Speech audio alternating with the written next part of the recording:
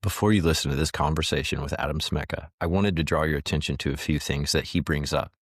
One, he talks about the Bank Secrecy Act of 1970. At the end of this video, I've linked our conversation about Natalie Smolinski's paper on this topic. Please take a look at that. It will help you understand a lot about how the legal system has made it more and more difficult for us to have good money. And it's gotten progressively worse since 1970. Second, 5 Mile Farms is the operation that Adam gets his beef from, that he gave to us as a gift on the show. Absolutely fantastic. Please check him out. I've linked him as well.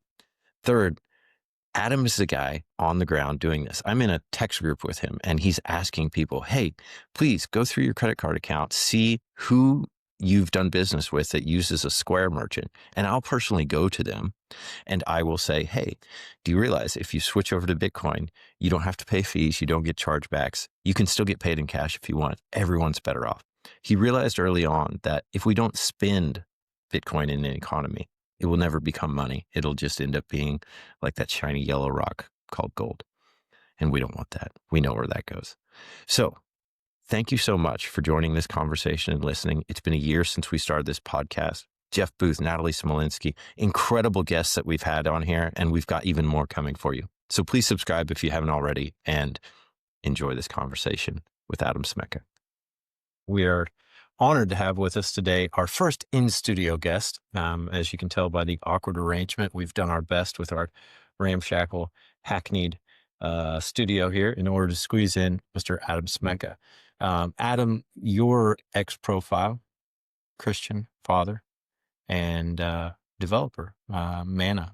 You've created the Manna Bitcoin wallet, which has a bunch of other fun tricks and toys that's more than just a wallet. But whenever I listen to a podcast and I hear somebody give a biography of the person, I always think, well, they're probably missing out on what that person actually wants to say about themselves. So if you would introduce to people, who is Adam, how you got into Bitcoin, kind of your journey, and I guess really what you're excited about as we're moving here into 2026. Sure. Thank you so much. By the way, thank you guys for having me. I actually really like this setup. This is cool. I watch the show that you guys put on pretty regularly. And yeah, I've been watching you guys really.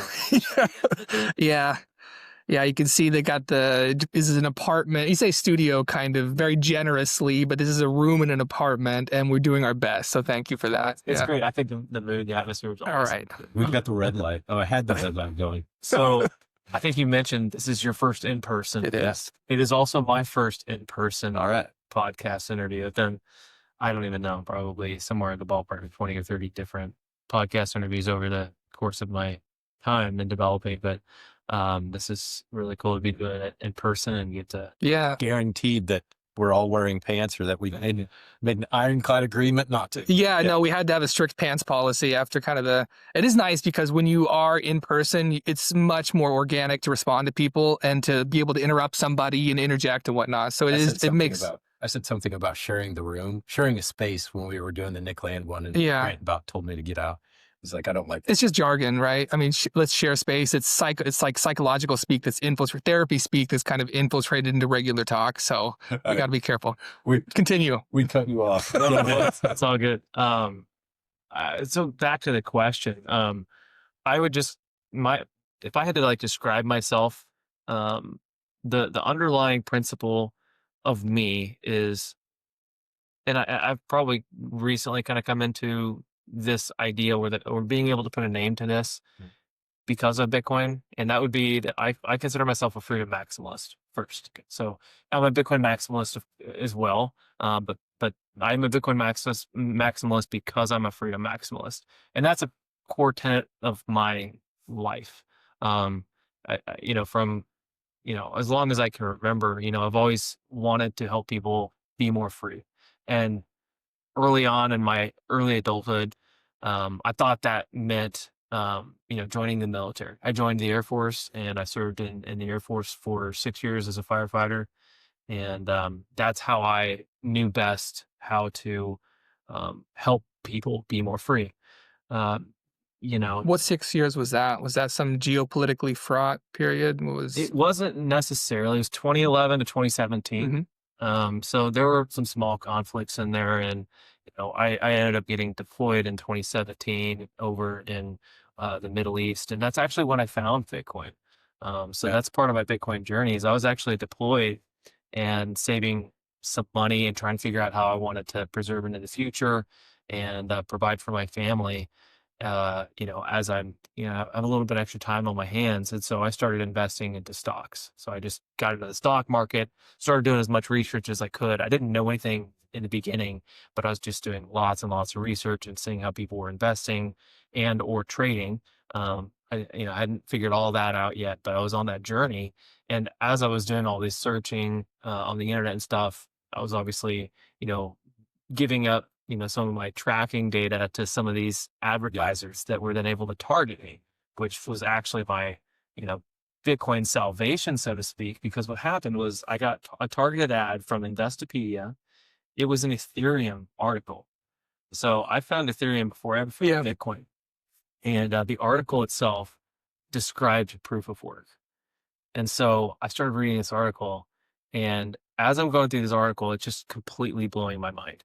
I'm not even all the way, probably even halfway through the article, and I'm like, this is one of the most important pieces of, literature, if you want to call it that I've ever read.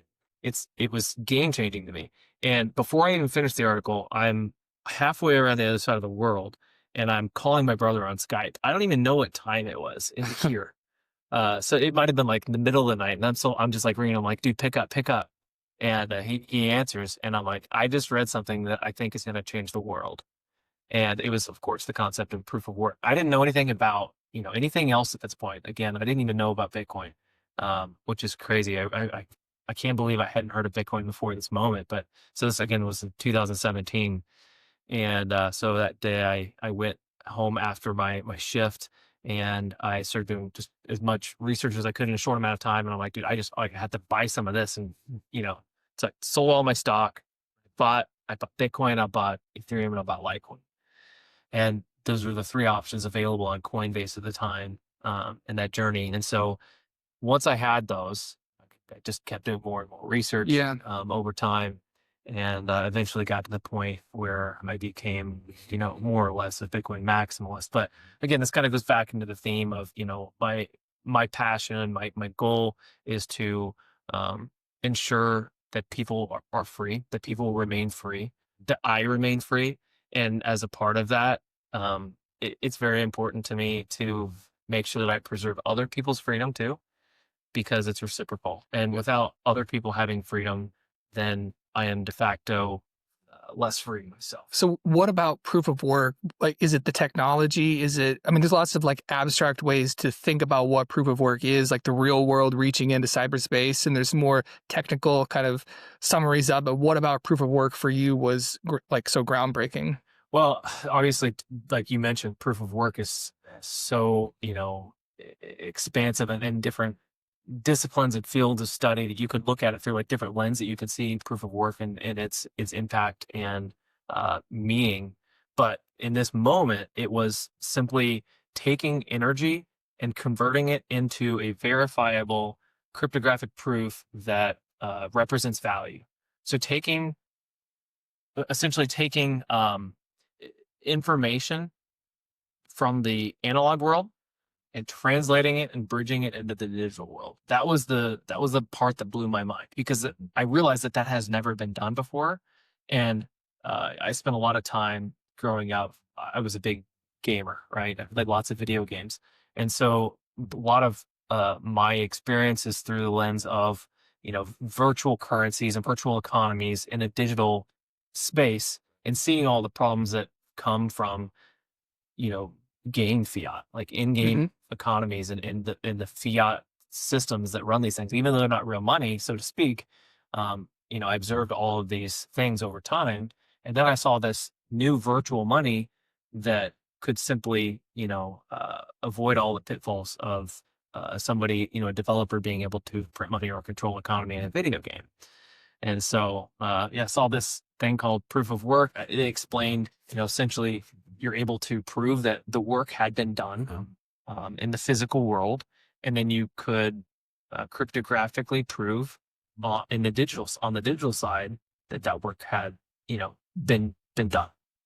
And then that becomes the underlying token. Of course, in this context, it was referring to this peace token, but that is what I think was really pivotal to my understanding of what Bitcoin was and is. Yeah.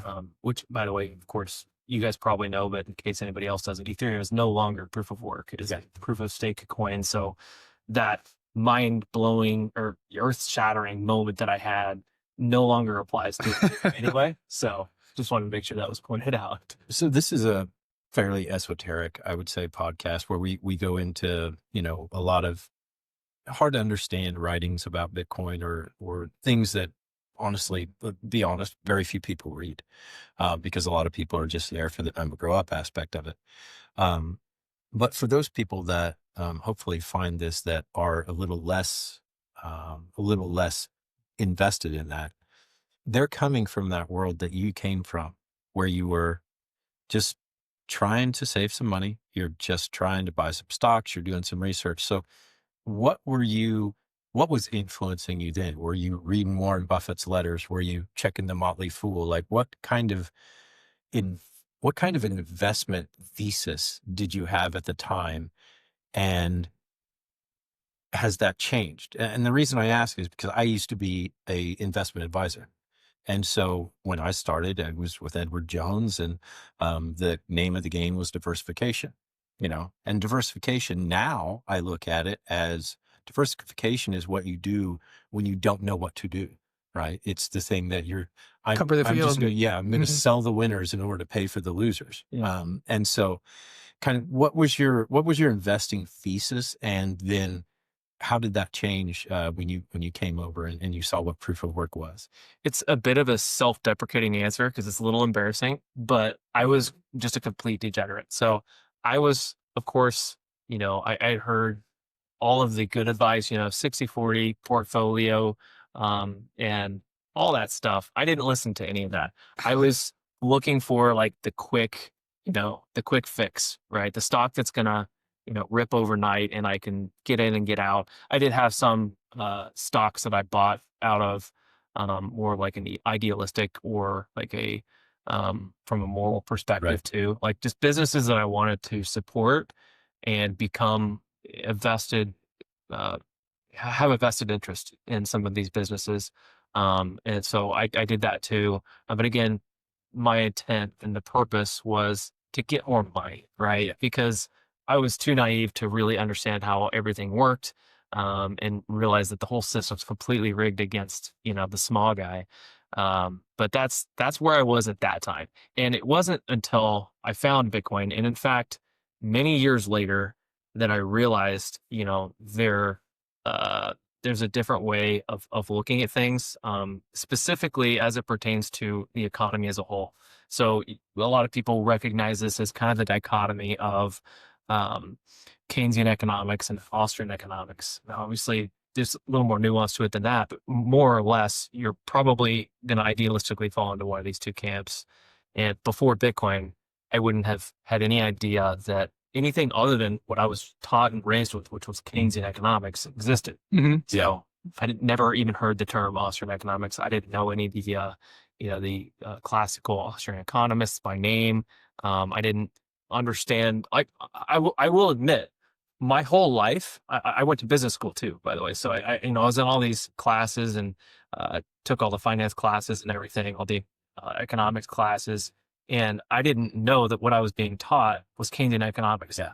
I will say, my entire education, I had trouble getting it to click for me because there were so many like little things that just didn't make sense. And no matter how many times I read them in a textbook, I could not piece it together. And it wasn't until long after I found Bitcoin that I realized it's because Keynesian economics is fundamentally flawed. Yeah, it doesn't make sense. It doesn't make sense. Yeah. I trained as an economist for 6 years, and I never heard the term Austrian economics. I never heard anything about it. Nothing.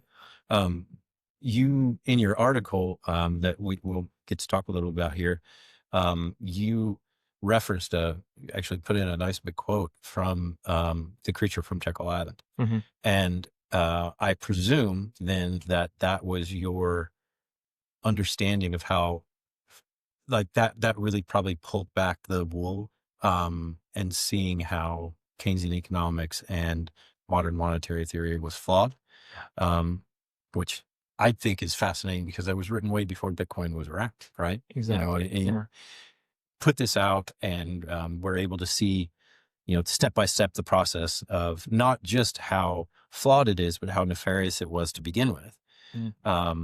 But I think it's interesting to point this out because you're unique. Like very few people, I think, learn about Bitcoin because of proof of work. Usually that's like 8 steps down the line, right? That's after the shitcoin casino. That's after the NFTs. That's after all these other things. And then you finally come to Jesus. You have your moment, right? Right. But yeah, so that book, when did you read that? I want to say, I mean, it was probably coincidentally around like the COVID era. Okay. So I don't know, 2020, 2021 maybe, which is, years past the time when I found Bitcoin. So I would say I actually read The Creature from Jekyll Island after I started to figure some of this stuff out. But that book was extremely pivotal to my understanding of the economic environment, just of Earth. Right. Yeah. So, it's an eye-opening book. And interestingly enough, that the quote that I put in there, I put that quote in there for a very specific purpose, and that was to argue the point of I'm rejecting the premise that Gresham's law must apply to Bitcoin, which is something that's pretty controversial because a lot of people like to point that out. They have this kind of this hesitation to spend Bitcoin, to use it as a currency. And it's a very common reason that people say is because, well, it's Gresham's law, Yeah. But if you actually dig into that and start asking them, how that actually applies and why they're actually going down that path, it really starts to fall apart. And so I have a very strong opinion that Gresham's law doesn't apply to Bitcoin. And that's not to say that there aren't some good reasons to not spend Bitcoin if you can convince yourself that that's the case. But a big part of what that article was about was basically convincing people that not spending Bitcoin is illogical. Yeah. So in your article, you noted Gresham's law as a reason. You noted cost of transactions and things like that. Code of conduct, which is basically just never sell your Bitcoin. It's just kind of the ethos. And then the taxation issue. We were talking about this actually just before you got here. And Gresham's law, that's one of the ones I told you, like the class that I taught on this, we talked about that as well. Gresham's law? I was going to say we should define it. Gresham's law says that bad money pushes out good. It means whenever you have a money that loses value or that has some other type of characteristic that is not going to hold value, the money that stores value will be hoarded and the money that loses value will be spent. And this began back in really since money ever existed, but with the Romans and coin clipping, and now it's been adopted with the fiat versus Bitcoin. Yeah, because like if you have 2 coins and there is a emperor, an autocrat that says the face value of these 2 coins is the same, I'm going to accept that they're both worth 1 coin unit, but one of those coins is made of pure gold, the other one is gold and lead or something like that, then people are going to want to spend the gold and the lead coin because they're giving up less gold in each transaction, but it's been decreed from above that it's 1 unit of the coin. So the bad coin will circulate and the good coin will be hoarded, the gold coin, the pure gold. I want to make something clear though. I'm not rejecting Gresham's law. Right. No. Gresham's law is a thing. I just don't think it applies to Bitcoin. And the reason I think it doesn't apply to Bitcoin is that it's not bad versus good because it was merely inconvenient versus convenient. That's what we have with fiat and Bitcoin. Before it was bad versus good, but now it's bad versus, near as we can tell, perfect. Like there may be flaws with Bitcoin, but there aren't any flaws that are greater than the flaws of the thing that they are replacing, is what I would say. But what's your take on that, I guess? Well, my conclusion is that Gresham's law applies. And again, this is my opinion, but I believe that Gresham's law only applies because there is a difference in opportunity cost. So it is because under Gresham's law, or we could even go to the example of, coinage in the United States in the last, 100 years. We've seen this. We've witnessed this happen where we'll take the quarter, for example. They took the silver out of the quarter. Yep. And what happened? Guess what? Gresham's law happened, right? Took the nickel out of the nickel. It took the nickel out of the nickel. Right. So now you're in a situation where you could have two relatively identical, visibly, coins, where one's solid silver and the other is an inferior alloy. Now, at the time when that happened, it's possible that both coins could have been close to the same value, but silver held its value better over time. And so over time, let's just say given a few years, now you have two 25-cent quarters. They're both 25 cents, but the value is different. So the cost is the same, but the value is different. Yeah. Right. So the opportunity cost, which would be, how hard is it to get the silver coin versus how hard is it to get the inferior alloy coin? Those two things are different. And so that is where Gresham's law comes in. It's when you have one thing with one opportunity cost, one thing with another opportunity cost, and there's a third party that's imposing the value on it. Right. So they're saying these are both the same. Yeah. When we all know they're not. Mm-hmm. Right. So we're going to spend the one that we know. Yeah. We all know this one's junk. We're going to get rid of that one. Mm-hmm. With Bitcoin, that's not the case, because you can spend, 25 cents worth of Bitcoin for the same opportunity cost. You can spend 25 cents worth of fiat because of its fungibility, because of its, ability to come in and out, because of the exchange, the fluid exchange of the assets. And the fact that you can continually adjust and divide the amount of Bitcoin you need to be able to send to make that 25-cent payment. With a quarter, you would be forced to clip it or melt it down in recast, maybe make a smaller quarter, 25 cents worth of silver. You can't extract 25 cents worth of silver from, a quarter that's now worth $1 in silver. You know what I'm saying? Yeah. So anyway, that is my argument. Or that is my explanation. And I've also kind of brought up the point that, bad money drives out good money. That's not the definition of Gresham's law. That's just kind of how we all recognize it. That is a very common characteristic of what happens with Gresham's law. And I've also said it's kind of like gravity. We say what goes up must come down. Gravity. That's not the textbook. Yeah, you don't open the science and math books. Oh, there's an arrow down. But if I'm talking to my, my 5-year-old, what is gravity, Daddy? Well, it means, when stuff goes up, it comes down, right? Yeah. That's the 5-year-old's definition of gravity. But we could probably all agree that there are things that do go up. Yeah. It also just seems like Gresham's law is kind of like an ex post facto explanation of behavior that people already have.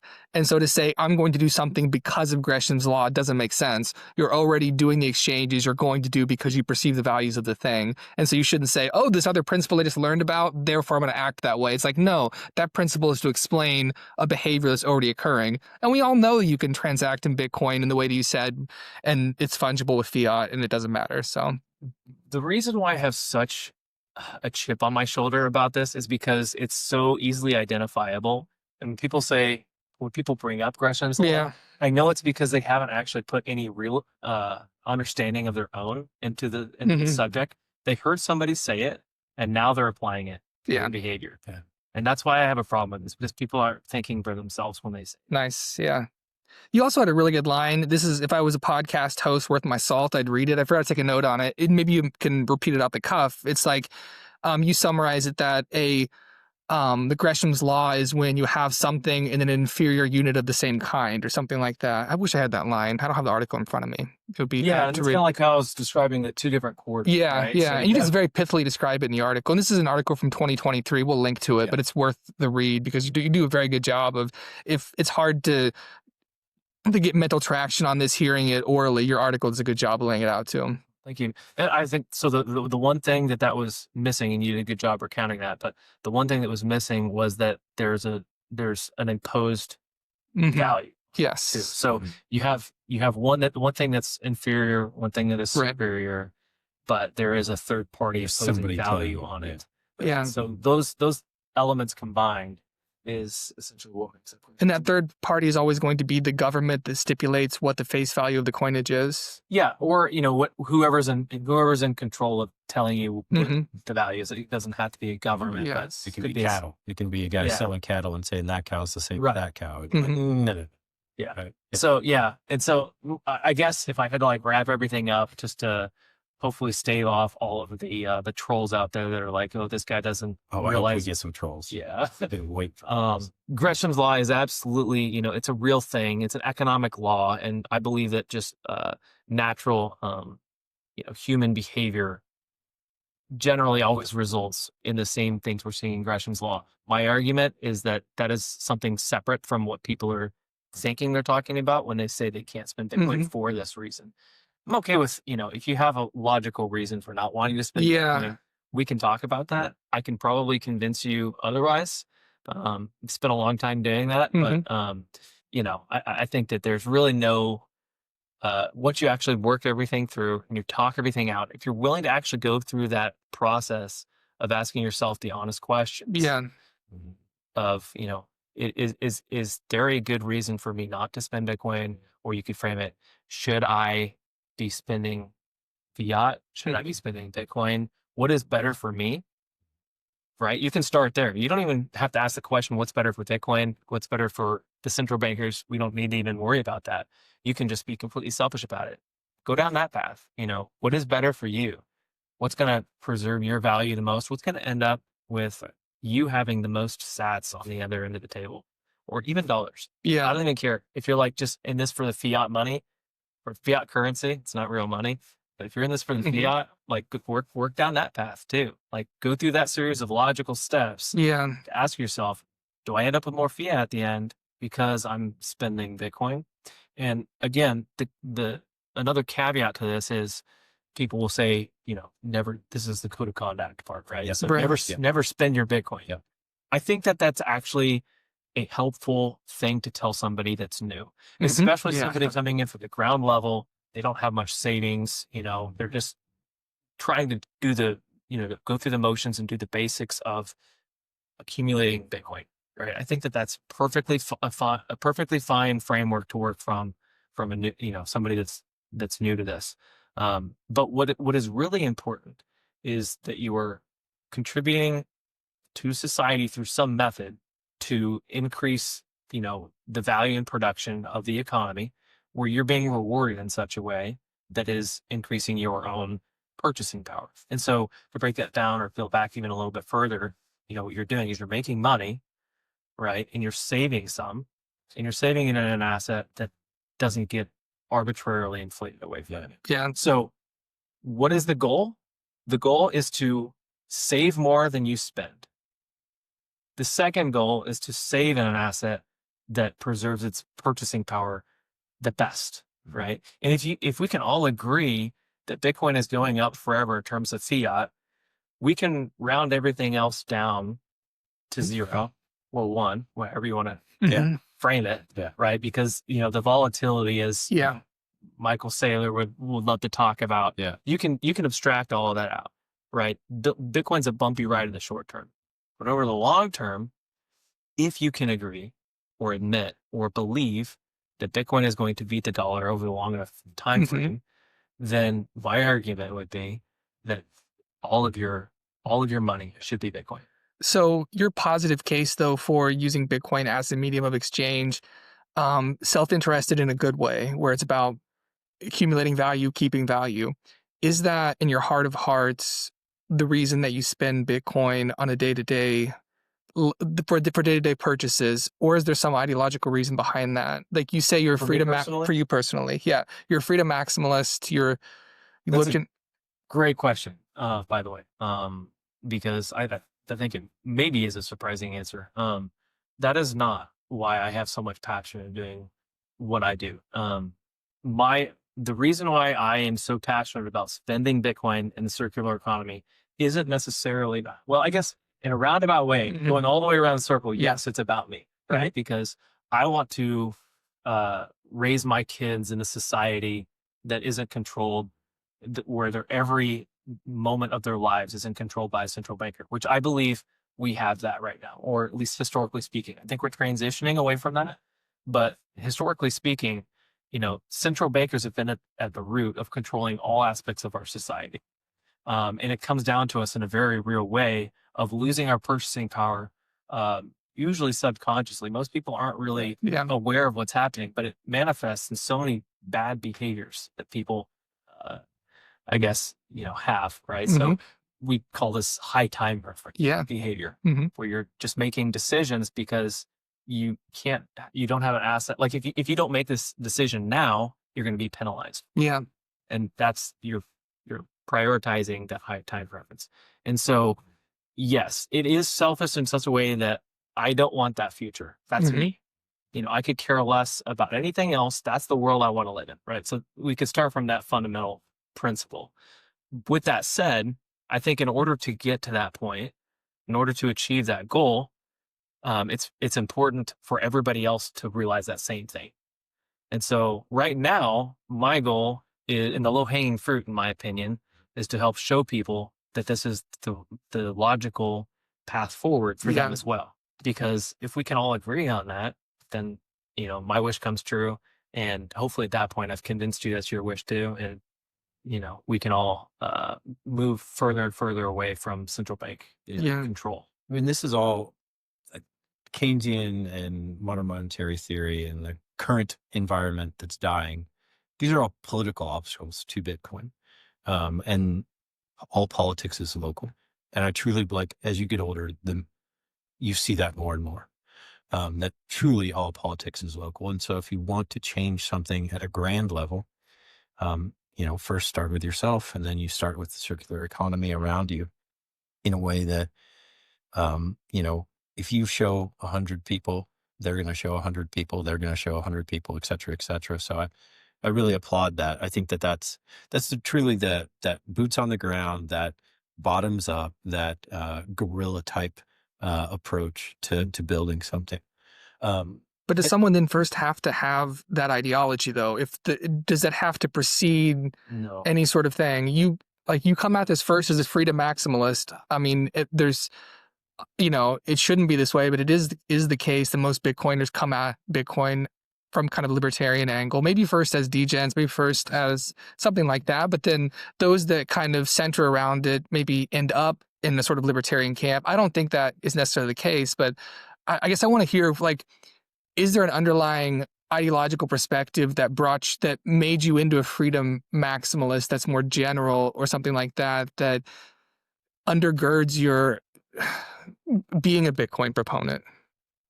I'm not sure if this answers your question, but I want to hit on some of the things that you said that made me think about something. But in terms of trying to communicate that message to other people, they don't necessarily have to come from the perspective of, this ideological movement, right? I think that you can very clearly see benefits to taking steps in this direction. We see, Square, they just rolled out their Bitcoin purchases at their POS systems with their merchants. And, they're offering, elimination of their fees. So right now there are 0 fees if you do this with all of these transactions. There are no chargebacks. You get a pretty good amount of extra free marketing, essentially. And so it is not only just in this case, but in many of the other cases, many cases, it is the path of least resistance. Why is that? Well, there's no middleman. There's no bankers to pay. There's nobody, there that needs to run the system and control us, right? Bitcoin is open. It controls itself, right? We all contribute to it to keep it running. But at the end of the day, there's not one person that is able to flip the switch or make an arbitrary change that affects anybody without the rest of us going along with it. Right? So again, the point I'm trying to make is I think that it is not just ideological. It is just logical. Yeah. Not just ideological, but just also logical. But the ideology, though, is there are people who want somebody at the switch, people who are comforted by a daddy, who want a governmental structure. They want the middleman. They want banks. They're going to. These are only the people that grew up with somebody at the switch and they don't know different. Maybe that's the reason, but Yeah. I think the ideological always precedes the logical. There is no purely logical, is kind of my default. Yeah, and again, this is the reason why I say I go back to the phrase of the path of least resistance, is because I think we're very clearly seeing exactly what you're talking about happening in the real world. And what does that result in? It results in more money printing, higher inflation, and this system that requires the more control, the system that is the path of more resistance. Yes. That one just gets further and further diverges from reality and from the other system, and it becomes more clear and more people become more aware. Adoption grows, and people are going to naturally just start to wake up and see that their lives are being negatively affected. Like there's a tipping point for everybody.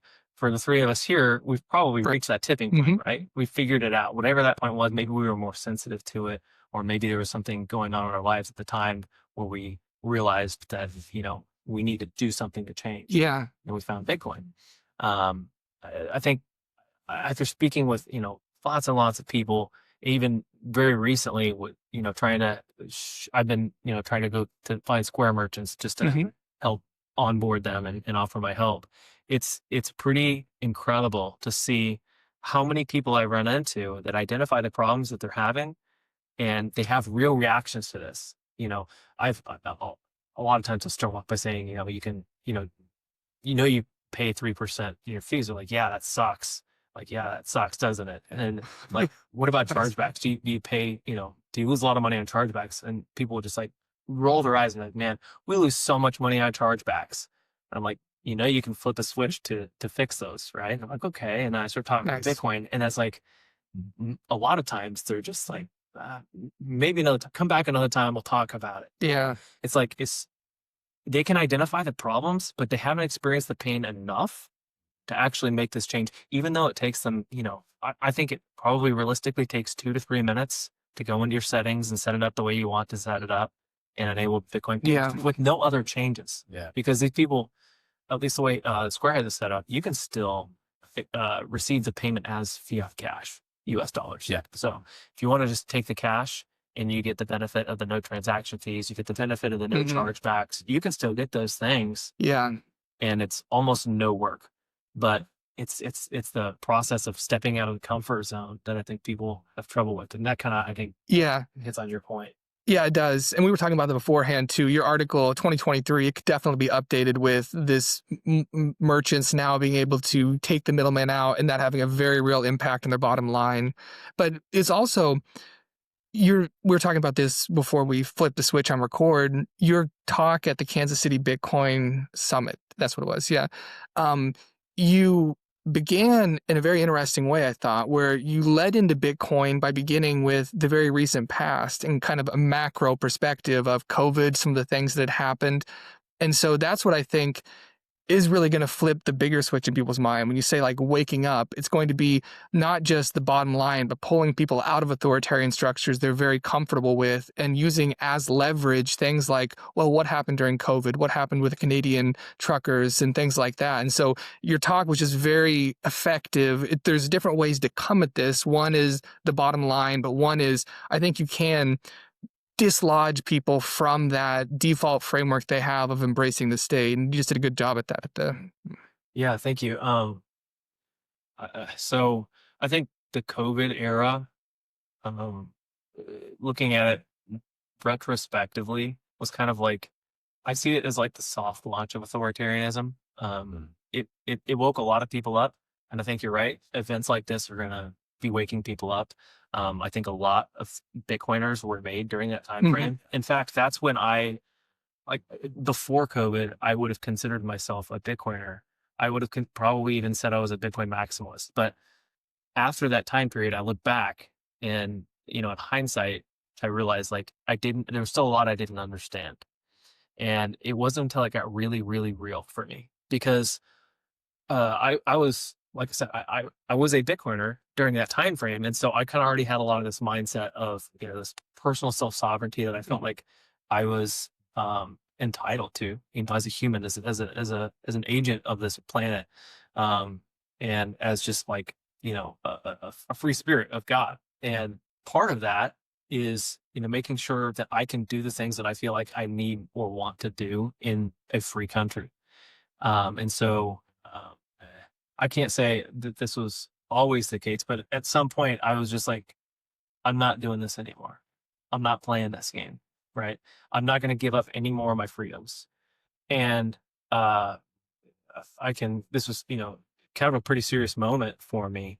But during this time, as I'm coming to these conclusions and making these decisions, my fiat job, they came to me and they said, send me an email, and they said, due to the Biden administration's, rule or whatever, you're going to have to do certain things by a certain date or you will no longer be employed. Yeah. And I'm reading this and I, this is my job, my career. I've been at this company at this point for, over 10 years. And I'm reading this, or maybe about 10 years. And I came to the conclusion that I was not going to comply. And I was not going to do it. And, it wasn't about appeasing my employer with, fake documents or something. I saw people doing stuff like that. It was more about, I'm going to take a stand, because if I don't take a stand now, then I might not have an opportunity or chance to do that in the future. And it is only because of Bitcoin that I felt like I could make that decision.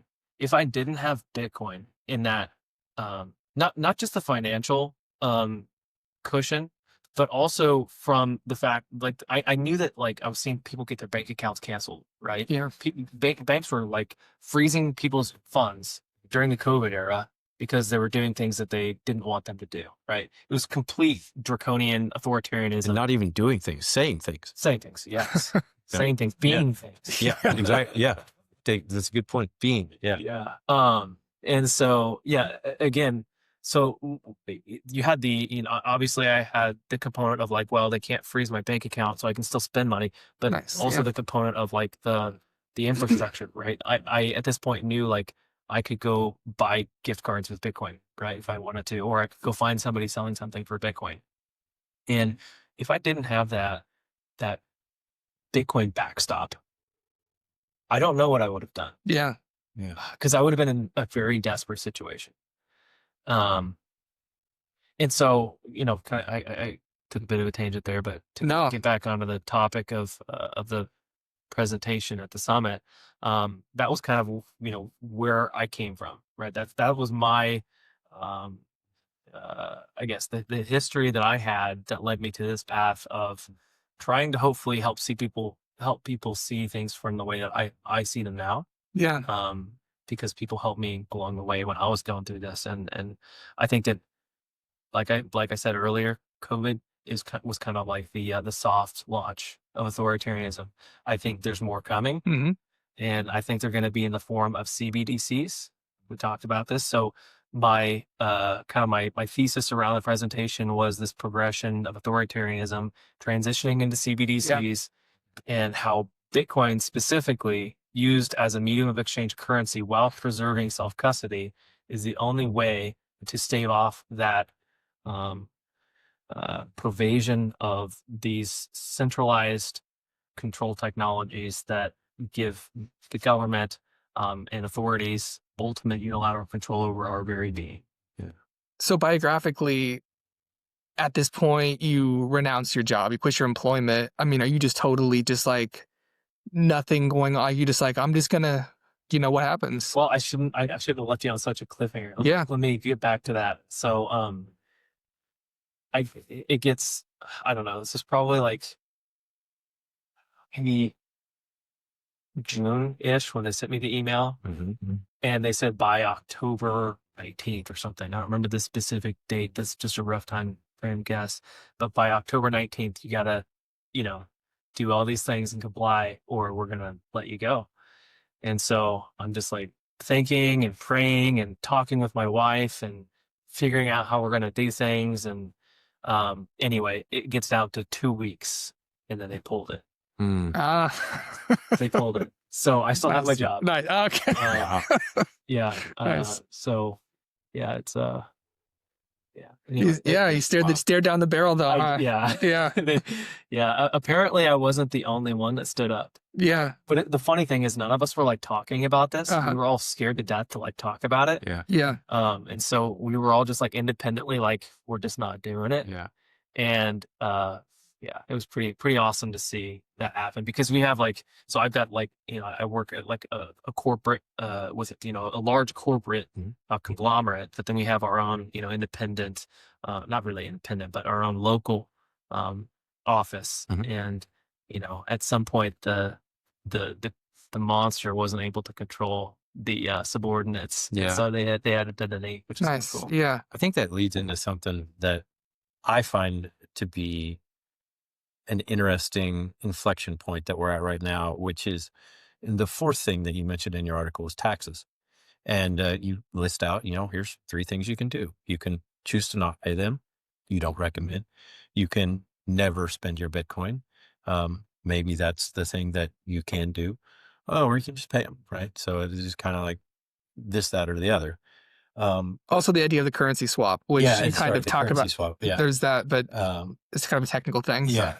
But when Steak and Shake started selling burgers for Bitcoin, I think it was like the day after Alex Gladstein from the Human Rights Foundation, he retweeted somebody posting their receipt, and he said, "This is how change will be made, because none of these people are claiming that Bitcoin on their taxes." And so that comes in with the do not comply thing. And it's like, no, I bought a burger. I don't need to pay tax on my hamburger. And so much like your situation where you're faced with it at your corporate job, where it turns out that the subordinates who refuse to comply don't even need to peacefully come together as long as there's enough of them. I think this is how change is made from the bottoms up. Is that people will, and I know that we're not supposed to say, you can't. Well, actually you can. In this country, you're supposed to be allowed to say, no, you shouldn't pay your taxes because. Well, you can't advocate it as a discrete act. I'm sure you can. No, you I can't. can say whatever. It is the official position of this podcast. You got to pay your taxes. I'll go on the record. It's a great opinion to say, look, you're in a system where the thing that you're paying taxes on is a result of the value being extracted from you. Like that's all. If you want to be a political prisoner and go to prison, I'll support you. But you're a political person. I'll represent you. I think more so what Gladstein, like practically, is also saying is it's not even an act of conscious noncompliance at that point. People are just, if enough people are paying, it's not even that I'm not choosing to not pay my taxes. It's just like enough people are doing it. You forget about it. These exchanges happen, and then it's just like, oh man, enough people are not doing it. Let's legalize what is de facto occurring. Let's make it the new norm. So, but here's what I'd say. And this is something I feel comfortable saying. I don't believe taxes are constitutional. I don't either. So I think they're infringement on our rights. And I also feel comfortable saying that I know for a fact that, like you said, like Gladstein pointed out, the authorities that are responsible for collecting taxes have no chance against this movement. Correct.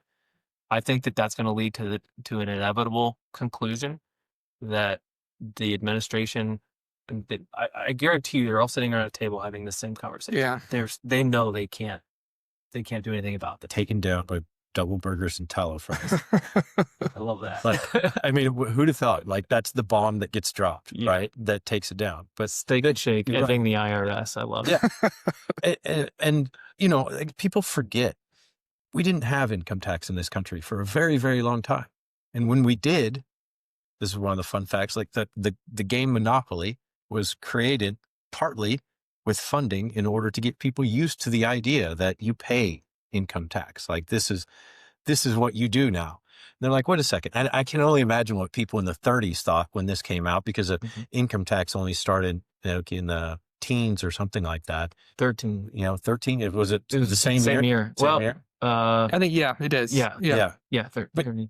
can you imagine, like, you're talking with your grandpa, things like income tax, guy that was, operating in the 1880s, like, why do I need income tax? And, and then you have the same type of discussion. Why do I need a license to get married? Why do I need a license to drive a car? Why do I need a license to mow somebody's lawn or walk somebody's dog, to cut somebody's hair? That's I hear Mark Andreessen talk about that on his podcast. I was like, look, like the amount of tuition that you have to pay in order to learn how to cut hair, how to cut hair is just insane. And so we just end up with all of these things stacking on top of one another. And I agree that fundamentally there is a reason for tax, but that was to keep from being conquered. Hey, somebody's knocking at our door. They're going to tear your heads off, and they're going to steal your chickens, and they're going to rape your horses or whatever they're going to do. But everybody give us some gold, and we'll pay an army, and we'll beat them up, and then we'll take them off. And then we end up in the situation that Eisenhower warned us against, which was like, look, this monster learned not only can it feed itself, it can make its own food. And so if it can make its own food and it has an insatiable appetite, then it's just going to keep printing money forever and ever. And it'll keep wars going forever and ever, and we'll never stop. You, by the way, we didn't say this, we should. Thank you for your service very much. Yeah, thank you. Really, truly. I tried to enlist in the Air Force. They wouldn't have me. Yeah.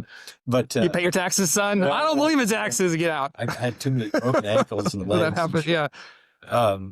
But no, like I just think, but this is the point. We're all that waking up point. Yeah, exactly. It takes waking up to move one ideologically out of a certain position. There are people who do vigorously endorse taxation, and they are our fellow citizens for explicitly redistributive purposes. They want a more egalitarian society. They see that as we need to take from the rich and give to the poor.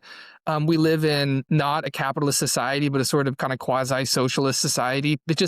It is a fact that many of our fellow citizens do believe that taxation is not only moral, but that it should be more at a higher level. And so I guess my only point is that, or maybe it's a question, to be a Bitcoiner, does one also have to ideologically be a freedom maximalist to such an extent that you think that taxation is theft, or does it inevitably lead one down that? I think you could probably answer this with something else that I like to think about. And that is that recognize, at least, that there is one truth, right? That is the definition of truth. Right? There's only one of it. And I'm not saying that I possess the truth. I have my truth. Everybody has their own truth. But there is ultimately one truth. And because that's the case, I think that these other things do start to converge. And that's why you see Bitcoiners, start going down this path of eating better and exercising and conducting their economic activity in a more beneficial way for themselves and the people around them. You see Bitcoiners just taking care of things with a more long-term focused mindset. And people like to make fun of Bitcoiners for this because they think they're like, oh, it's a cult. Well, the cult is really just a bunch of people realizing the truth about a bunch of different things.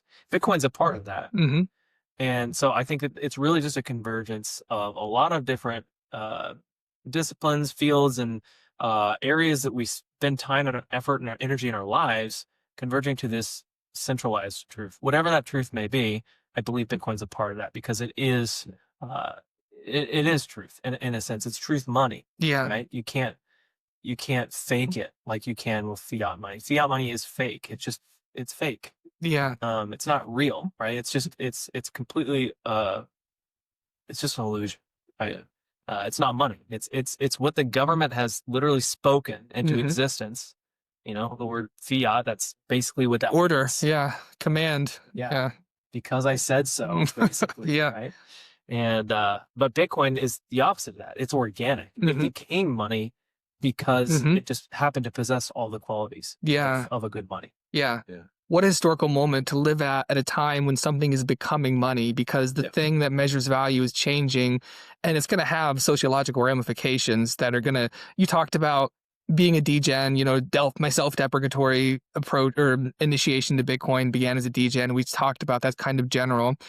We talked about Brady Swenson's talk that he also gave at the KC Bitcoin Summit. He talked about the fiat system, the way that it accounts for value also leads the way that we approach and consider time changes. And leads to high time preference, which when my time preference.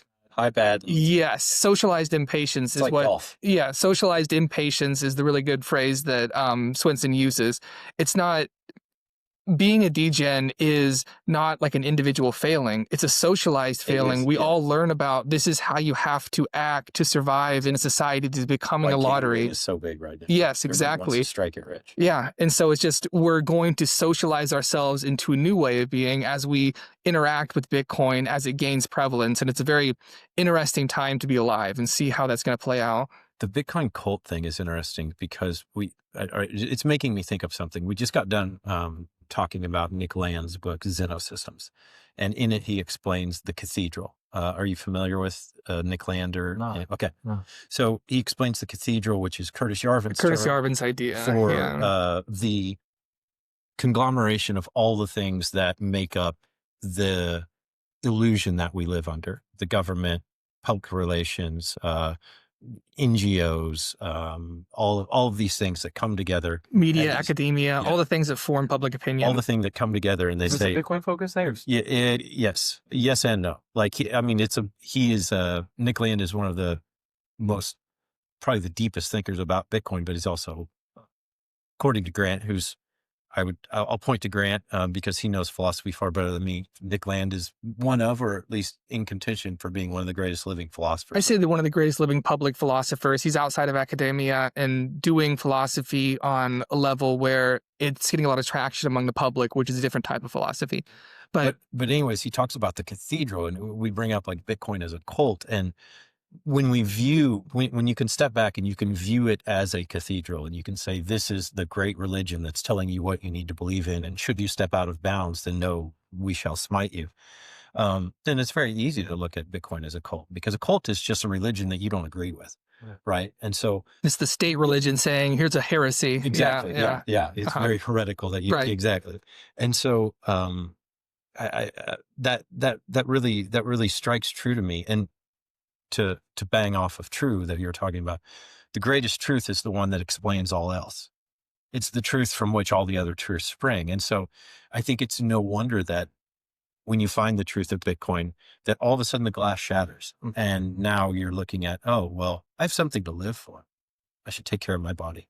I should take care of my relationships. I should take care of my spiritual relationship. I should take care of my house. I should take care of my vehicle. I should walk my dog. I should do my hair. I should do all these things. And you look around and we give this, it is a negative connotation, obviously, to say degenerates, but these are not, as Grant points out, these are not degenerate people. They are you and I. They're people that have been pushed to who we edge. were. Yeah. I'll say they're like subjects of the system. Exactly. They're intentionally. Yes. Exactly. They're desperate, right? They're socialized into it. They're acting as you would expect a rational agent to act given the nature of the system. And they're taught to act that way. And they're looking for hope. Yeah. As Saylor says, hope.com, Bitcoin is hope. It gives people hope to move in a different direction. One thing I wanted to ask you about on that it was the code of conduct one in your article. Never sell your Bitcoin, never spend your Bitcoin. They got Trump to say it, Saylor said it. There's a caveat to that now too, which is that you don't have to spend your Bitcoin. You can loan against it. You can borrow against it. And so we're kind of going through your article one by one on these 4 points. And we're saying, well, Gresham's law doesn't apply. And the reason Gresham's law doesn't apply is because there is no outside structure that is putting a value judgment upon Bitcoin. It's doing it itself. The people are doing it. Cost is not an issue. Cost is not an issue because you want to pay 3% on your credit card transactions and have chargebacks in a world where 3% is literally going to be, for most retailers, their profit margin. If you're a grocery store, your profit margins are typically 1 to 2, right? So you could really revitalize the failing grocery store industry and maybe would have fewer, what do we call them, food deserts, right? So cost is no longer an issue. Code of conduct, no longer an issue. Tax, we think that that's going to be taken care of from the ground up. So we went through your article. We knocked out all these things. None of those are a problem. What are the problems facing Bitcoin? Are there problems facing Bitcoin? As far as spending it? No. As far as Bitcoin becoming what we want it to become, which is the unit of account, the measure, the store of value, the currency, medium exchange. medium of exchange, Yeah. all of these things. What do you see standing in the way right now? Not necessarily as something that I think we would all agree that it's not going to be stopped. Like, you can slow it down, you can't stop it. But what do you think is the next big domino to fall? Well, I'm actually really glad you asked that question because I think this really kind of points to the whole reason why I do what I do. And I actually alluded to it in the article. I think I may have said that, like, I was maybe planning on writing follow-up to it. I don't know if I mentioned this inside the article, so maybe you just happened to walk down the next progressive part of that path. But the next article I was going to write was about that exact topic, right? What are those things standing in our way? And kind of even reframing that, I was thinking about, but I haven't written the article yet. I might write it someday. Just been. You're a good writer, by the way. Yeah. We read a lot of things, so Thank you. I feel confident in saying that it's a worthy compliment for me to say that you're a good writer, and I think you should write more. Both on that article and on X too. Yeah, You just really. because you have good, strong opinions, you back them up, and it's just refreshing. Yeah, I think that's, kind of a double-edged sword for me. I say, what I think and feel, and some people love that, Yeah. and some people absolutely Yeah. hate it. So anyway, back to the point is, I wanted to follow that article up with the explanation of why it's so important, why I feel so passionate about spending Bitcoin, and why I think that is a key component. And a lot of it comes down to infrastructure. Okay, so what do we have? We have a perfect, is close to a perfect form of money that we could possibly conceive, at least as it relates or is comparable to other forms of money. And that's, of course, Bitcoin. And we have a really good system of preserving our value into the future. And I don't want to discredit that by any means, because I think that is an absolutely critical component to make Bitcoin valuable, right? If it can't preserve its value in the future, we probably don't really need it. There's not much need for another, currency that's not going to hold its value. Yeah. We got enough. And so it comes down to really kind of the three parts of, or the three aspects of money, of how we view money. So yes, it stores value. So it's got the store of value component. Obviously money needs to be a medium of exchange. Crazy enough, there are people out there that argue that, but in order, for money to actually, be money, you have to be able to exchange it with people, right? And then, of course, there's the unit of account, which also kind of even falls a little bit further off because people say, that comes later on, it's down the road. I don't want to get too much onto that, but my lane right now is medium of exchange. And that's so important to me because I feel like it is the low-hanging fruit, and it's the one thing that's keeping us from moving into a Bitcoin standard, because we have Bitcoiners saying Gresham's law. Yeah. Bitcoiners saying, I can't, you never sell your Bitcoin. Yeah. You have Bitcoiners, saying Bitcoin is capital, not currency. When you do that, what you're doing is you're actually taking away, the value of Bitcoin, because if Bitcoin can't be used as a medium of exchange, my argument is that it's worth absolutely nothing. I think that it actually has to be a medium of exchange in order to be Bitcoin, because if you can't send Bitcoin to anyone, anywhere in the world without permission from somebody else, it's not a medium of exchange and therefore has no value. That's what makes Bitcoin Bitcoin. That is what Bitcoin is. It's the ability to send value to anyone, anywhere, at any time, without permission from somebody else. So that's why I'm focused on the medium of exchange aspect. I think that there's a lot of room for growth, and that's why I talk about it, because I don't need to convince you that you should save your money into the future. That's obvious. And it's very easy to buy Bitcoin, even for the degens, right? Yeah. You buy Bitcoin to increase your purchasing power, right? Number go up.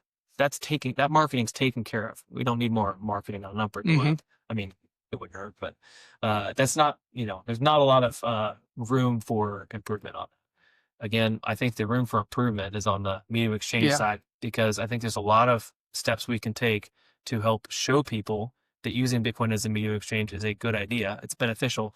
And during that process, what we're doing is we're building out the circular economy, which is building out the infrastructure.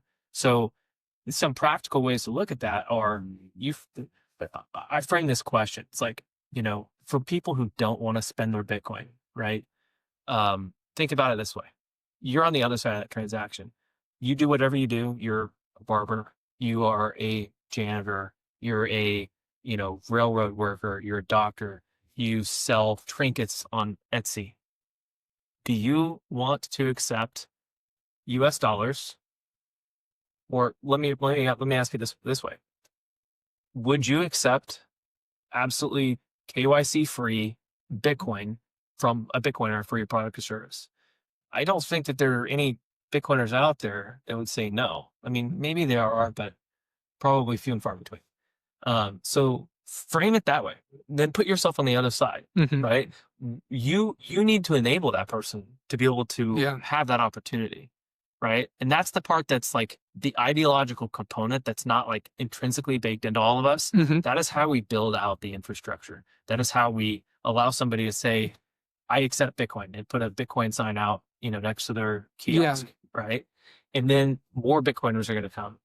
And that is how this movement grows, and how Bitcoin becomes money. And in other words, how we reach hyper Bitcoinization or a Bitcoin standard, however you want to frame that. It can't happen unless we're all using Bitcoin as a medium of exchange currency. That is a necessary component to this next era. I think we're ready for that. We're still early, but I think we're primed and we're ripe for that movement into, I would say, from store value to medium of exchange.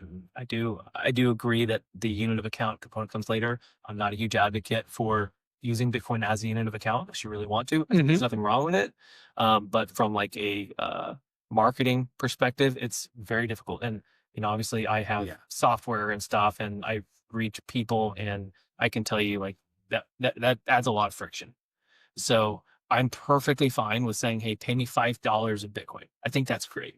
It also reminds people how much their fiat currency is losing value, because now you can say, all right, it's not $5 a Bitcoin. Now it's $6. Yep. That's nice. $10. Yeah. Right. So it's subtly reminding people that the other side of that equation is falling. Losing value. So, long. No, you are definitely a medium of exchange evangelist, like on all fronts, firing on all cylinders. I mean, you mentioned supporting the circular economy. You brought as a gift for us, this was very nice, this humble podcast, some ground beef that you bought with Bitcoin. And you mentioned the software you're doing. You have the Manna wallet enabling medium of exchange, KYC free, and just simple to use. Your orange pilling merchants. One thing I wanted to know if this fits it. You're writing articles about medium exchange. Another piece I wanted to know, as far as the education, I think in the talk you mentioned you went to Africa. Was that part of that? I didn't physically go to Africa. I am, I've been an educator for a program called Bitcoin Safari TZ, TZ standing for Tanzania. Yeah. And so I've partnered up with them for a few of their courses.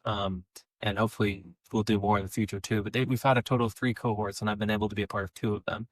And so I teach Bitcoin using the entreprenuer Bitcoin. You may know it. They also call it the My First Bitcoin program. It's based out of El Salvador. So we use that curriculum.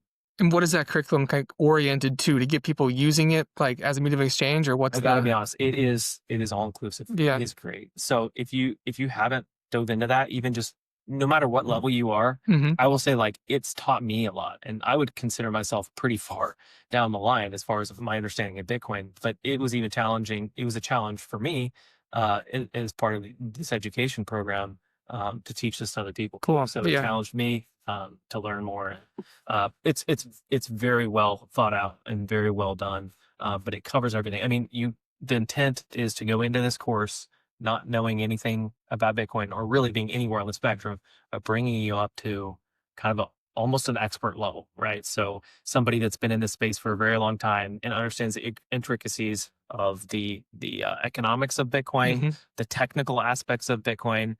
Using Bitcoin, of course, that's a very surface level thing, but I mean, it gets deep. It gets really deep. So you go into all of the tech. I mean, by the time you're done with this course, you could essentially theoretically conceive Bitcoin from the ground up. Yeah, and the level that it's lodged at is somebody who is like high school or above, kind of. Probably high school, college, adult. Yeah, it's for adults. Young kids probably. I don't know. They may have a kids version of the curriculum or something. I'm not 100% positive of that, but it's probably more of like an adult type oriented class. Yeah, that's very interesting. Like the systematic ways to get a Bitcoin related education, because we kind of all come at it as a patchwork. Like you mentioned being onboarded by Investopedia articles about proof of work, and I kind of picked up random books, saw stuff on X, but there is that curriculum people can use. And the resistance money folks at the University of Wyoming, the Bitcoin Institute they have there, they have a public syllabus that's kind of like college student level, really holistic, the economics, the philosophy, the history, all that. So we're going to kind of, I think as we move forward, maybe get these systematized bodies of knowledge or ways to approach Bitcoin so that you get this holistic framing, and it's not just like everybody passes through the same phases of shitcoining and then this and that and then kind of stumble into it. Yeah, I think one thing to mention is like this course that we're talking about, it's free. Yeah, they don't charge anything for it. I know they do take donations, so if you're the donating type, just shout out to them. They do a really good job. Bitcoin Safari TZ, cool on X. But educating like people in Eastern Africa, right? These are actually, in my opinion, some of the people that need Bitcoin the most, because their financial system is so fractured. Yeah. And the problems that we're seeing here with our Federal Reserve in the United States, our central bank, is not even comparable to the amount of trouble that they're going through with their central banks. Some of these Eastern African countries, they're going through new financial regimes every few years, and Bitcoin to these people is a lot less on the capital side and more on the currency side, right? So people just need something that they can use to exchange value, and their first thought isn't, how do I save for retirement? That's as maybe Gladstein may put, that's our financial privilege, right? We can think about how we're going to retire and pass our inheritance down to our kids. Good problems to have. Good problems to have. Yeah. But people, like most of the people that I teach in these courses, they just want to be able to pay somebody for their food for that day. Yeah. And not have the government be able to steal it from them. Yeah. So it is really nice to see that side of things, because we don't see that over here.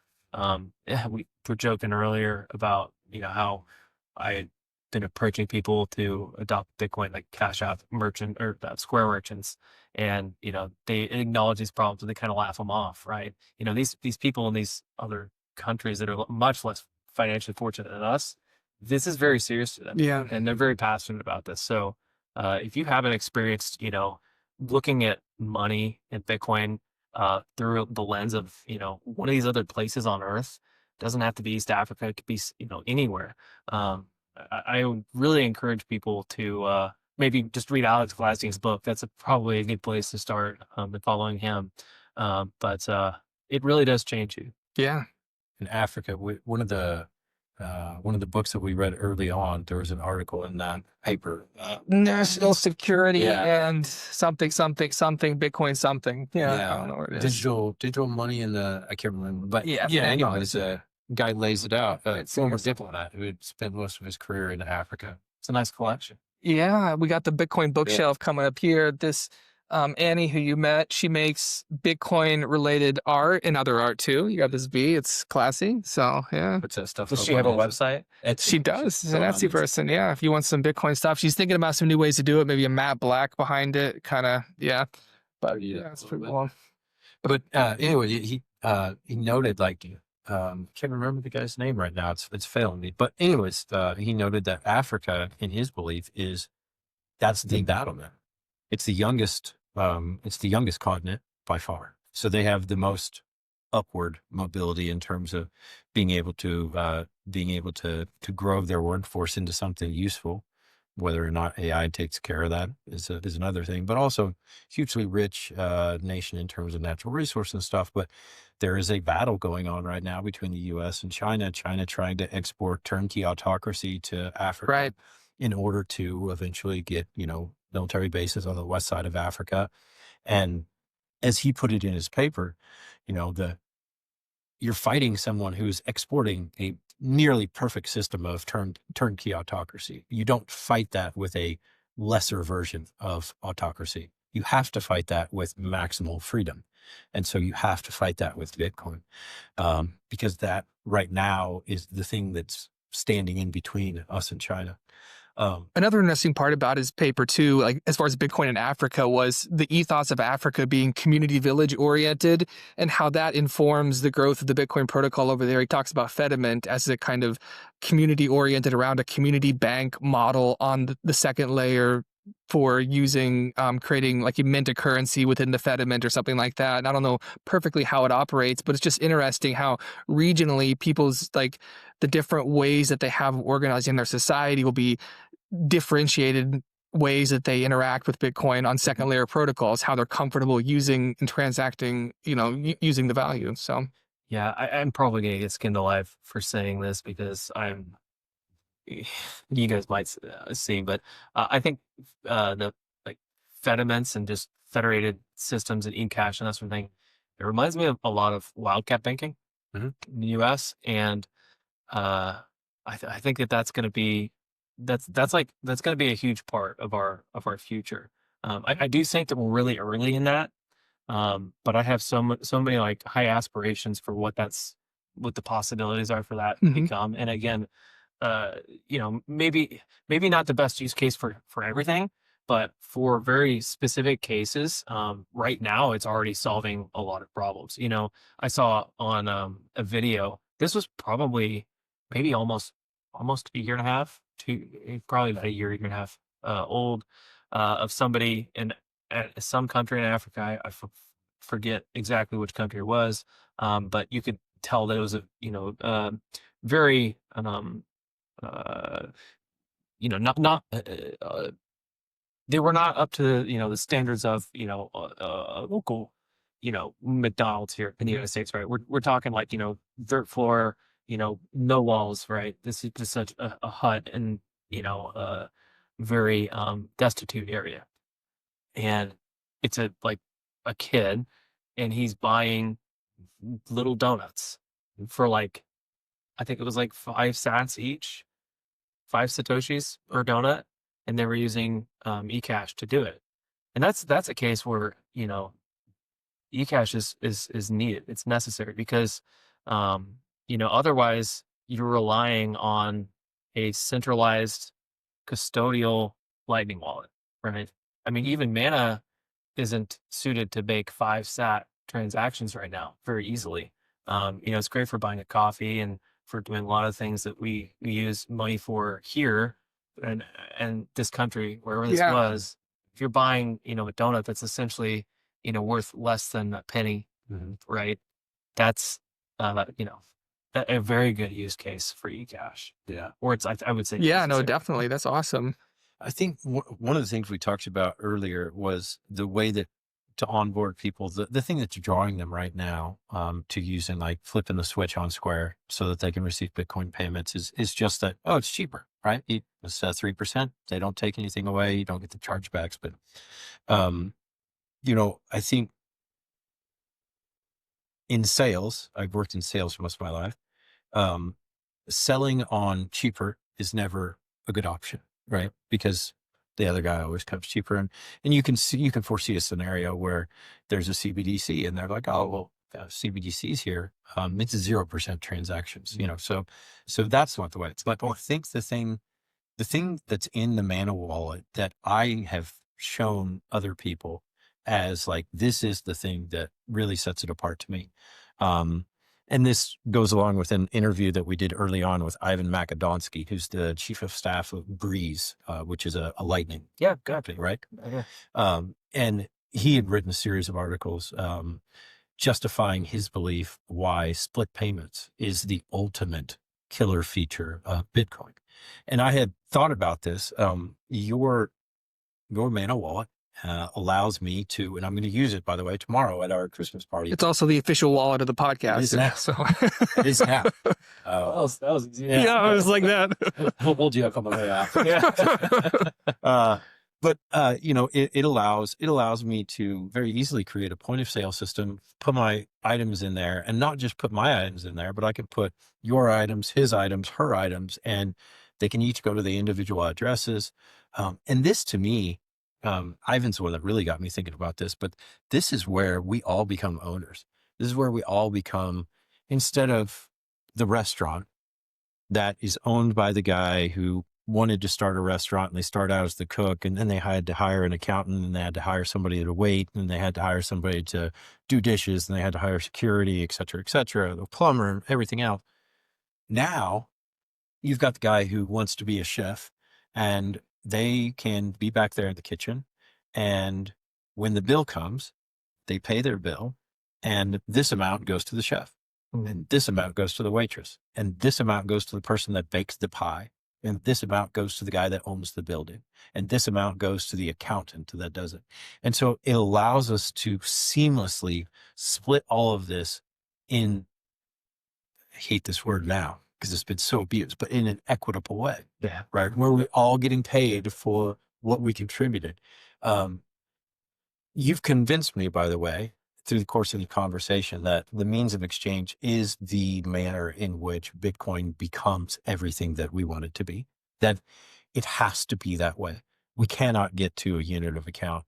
We cannot get, honestly, we won't even get to a long-term store of value, because it'll just be hoarded, and and then it'll be centralized. Right. And so, I think you're absolutely right that it's the means of exchange, but I don't think it's through the lower fees. I think it's through the interoperability of being able to split and divide these payments amongst people. That, and credit to Ivan for bringing this up, and to you for building the thing, which is, it's so easy to use. It's so incredible. Your daughter is the one who showed it to me and explained it to me. She's 9. She's 9. So we're talking about like, oh, this, you probably need to be high school age. Like, no. There's a 9-year-old out here explaining to people how in 30 seconds you can set up your own point of sale system. You can receive sats. You can get them free of charge. Nobody's taking anything out of it. They go direct into your wallet. And not only that, you're baking pies, he's making bread, and I'm frying up steaks, and we can all get paid for the meal equal to what we contributed. So it's absolutely that to me, by the way, that's my favorite part of Manna. That is the coolest thing that I think you built in. You don't need Square. I love to do that. Yeah, you can have Square, but you don't need it. Yeah. Square's great. It has a lot of things that Manna doesn't have, but not everybody can use Square. Not everybody has Square. And if you don't have Square, Manna is a really good option. I'm glad you said that, because that makes me feel really good, because I think that is our most underused part of our app. Yeah, people are using it, but I think in terms of how much value you can get out of something, there's just not enough people using it. It's a very, I don't want to like over exaggerate things here. It's simple. It's not like, it's fairly feature rich. We've got taxes, we've got tips. You can have your own custom fees. We have receipts baked into the Lightning, the invoice memo.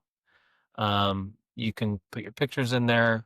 You can, do receipts, tallying.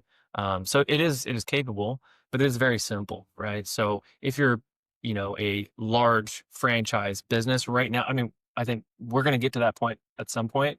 But right now, Manna's great for like a small mom and pop shop.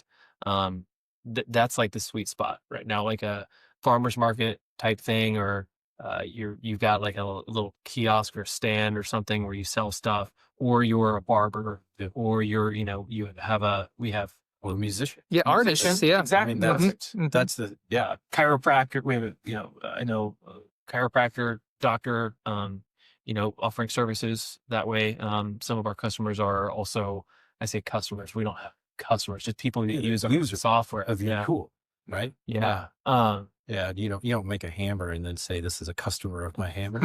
That's yeah, they're these businesses, these merchants, whatever they are, food trucks. Anyway, just kind of going over since you pointed that out. Not a lot of people realize that powerful tool is baked into this wallet. And there should definitely be more people using it, in my opinion. Which, by the way, shout out to Square and the Block and Spiral team. They actually featured Manna on their website. So yeah, Dude, no way. Yeah. here we That's go. amazing. Yeah, That is really cool. Well, okay, so I want to ask this. So Manna, I want to ask about the growth that Manna is experiencing, because the reason because the other day I looked up what is the growth of the transaction networks like MasterCard and Visa and Lightning. Mhm. MasterCard and Visa, they grew about 11, 12% this year, which that's just literally the inflation. Like prices went up that much. And so that's how much their transaction throughput went up. Lightning went up 200%. What kind of growth are you experiencing with Manna Wallet? Keep talking. I'll give my numbers. Well, and here's fantastic. a question though that I think is I'm really interested in this. and I have a question that builds into this one, just tying it all biographically. When do you start working on Manna in relation to kind of your Bitcoin journey and things that happened in COVID, and then crescendoing into this business taking off? Okay, sorry. I wanted to get this number. We're growing right now like 572% month over month. Month over month. Yeah, so it's Month over pretty good. That was worth it. That was worth it. Yeah. Yeah, I mean, we're still really small. Right. But So a lot of growth early on, but Yeah. that'll of course taper off as time goes. But I mean, I just like right now, I mean, I'll be honest, like we're not like making money. We're losing money, right? So we're not profitable or anything. What we're doing is we're just getting a tool out there that gives people freedom. And that's what makes me happy. That's why I built this business. It wasn't to get rich. It was to obviously solve the problems that we've been talking about. I saw a problem. I didn't have a solution for it.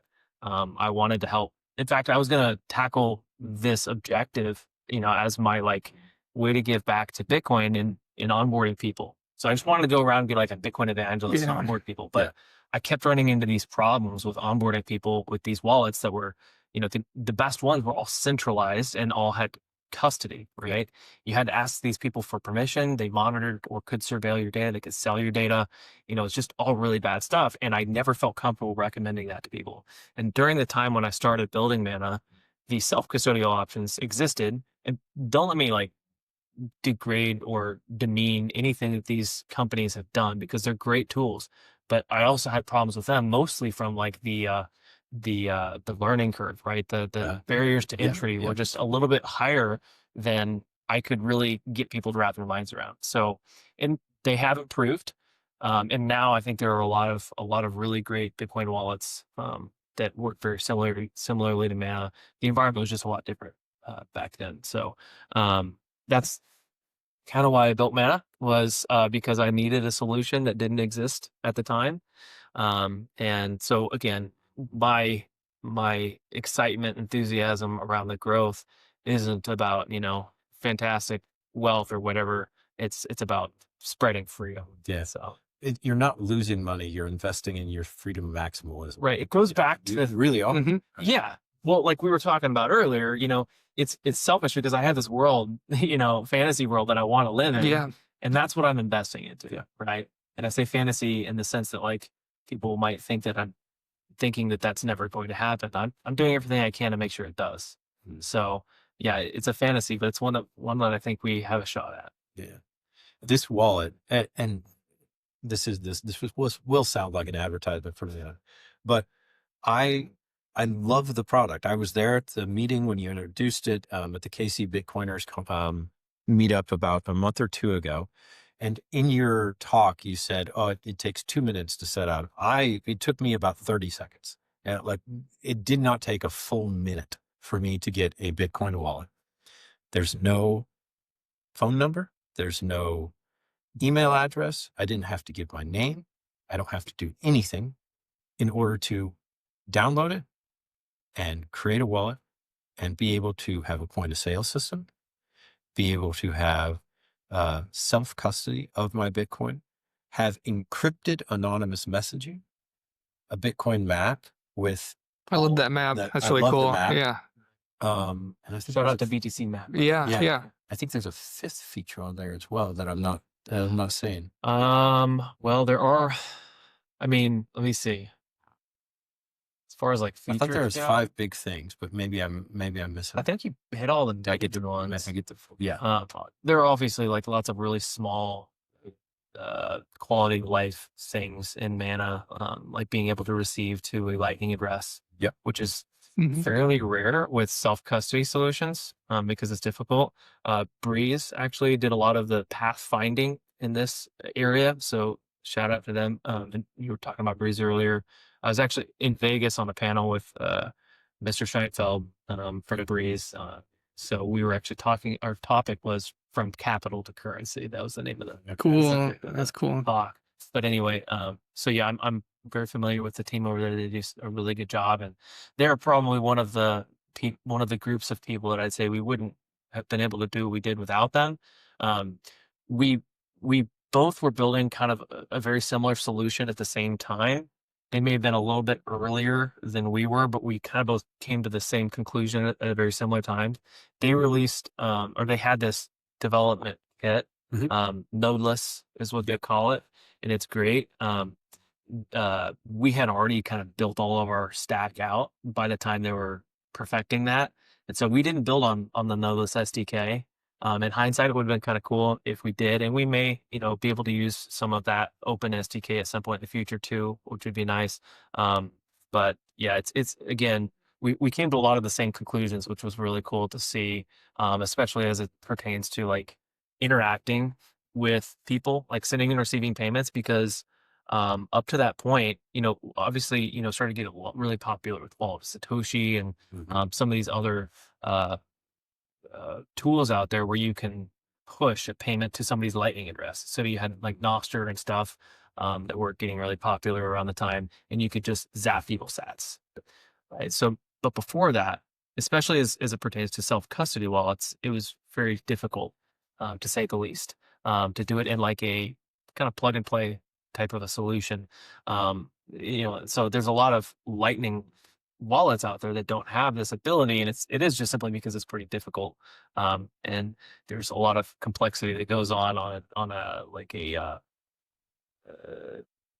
infrastructure and development and software side that needs to happen in order to make this take place.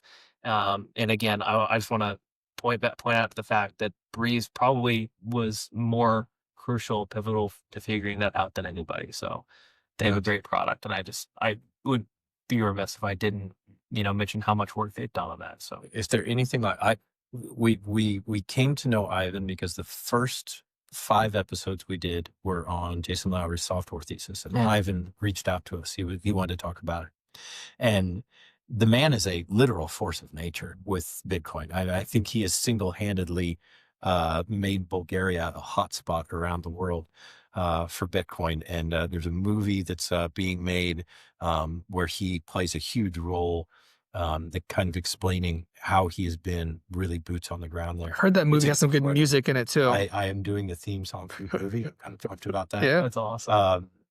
It's really fantastic. But it just, I think one of the things that I want to point out is that you're talking about a competitor in a very kind way. And that's that's the thing that brought me, that was my like lightning spark moment about Bitcoin, was that it makes things collaborative, was that I can put out a song and you can take that song and you could add rap lyrics to it. And then you can get the split payments on it. We can both grow and we can both benefit from that. There's nobody in between it. I want to go back more to I don't want to say conspiratorial, because I know where the term conspiracy comes from, thanks to Bitcoin and going down all those rabbit holes. But stable coins are merely a bait and switch in order to hook the world on surveyable and confiscatable and controllable central bank digital currencies. That is something that I have had something itching at me a little bit, that just didn't seem quite right. And I just watched a presentation that Michael Saylor gave at the Middle Eastern um, uh, Bitcoin conference. And he's laying out the plan that strategy holds the Bitcoin, they hold the capital. And if you're a giant bank, maybe a central bank, then you buy the stretch and you put it in there and you put your currency with it. And then you put a buffer on top of that in order to keep it at par so that then you can create your currency. This is taking the capital to currency. You were on a panel called Capital to Currency. Yeah. So there's that. And then there's also the aspect of 21, which just debuted on the NASDAQ, Dow Jones. It's backed by Cantor Fitzgerald. It has all kinds of ties to the government, with Bo Hines being part of Tether. And the current administration seems to have a bit of a hankering for nationalizing companies by giving them opportunity to participate with the government. Do you think it's that obvious? I think in retrospect, we look at some of these things that are psychological operations, and we look in the rear view and we're like, man, they were telling us what they were doing the whole time, and they were blatant about it, and we just didn't see it, and we weren't paying attention. But do you think it's that obvious? Is it going to be that 21 is the vehicle through which the United States government offloads their debt into the cloud through Tether, globalizes it, and pushes it out of the books of the world, and then rolls it back into a CBDC? Is this kind of where you're going? Is this kind of what is this what you're building against? And do you see, instead of knowing that the monster is somewhere behind the fog, are you now starting to see that monster up close? Is this what it is, do you think? Yes, I think that's actually a good way to put it, because I think for me, I mean, it's easy for me to say, people just need to open their eyes. It's, it is obvious to me. It may not be obvious to everybody. I think that at times I'm insensitive and think people should be able to see these things.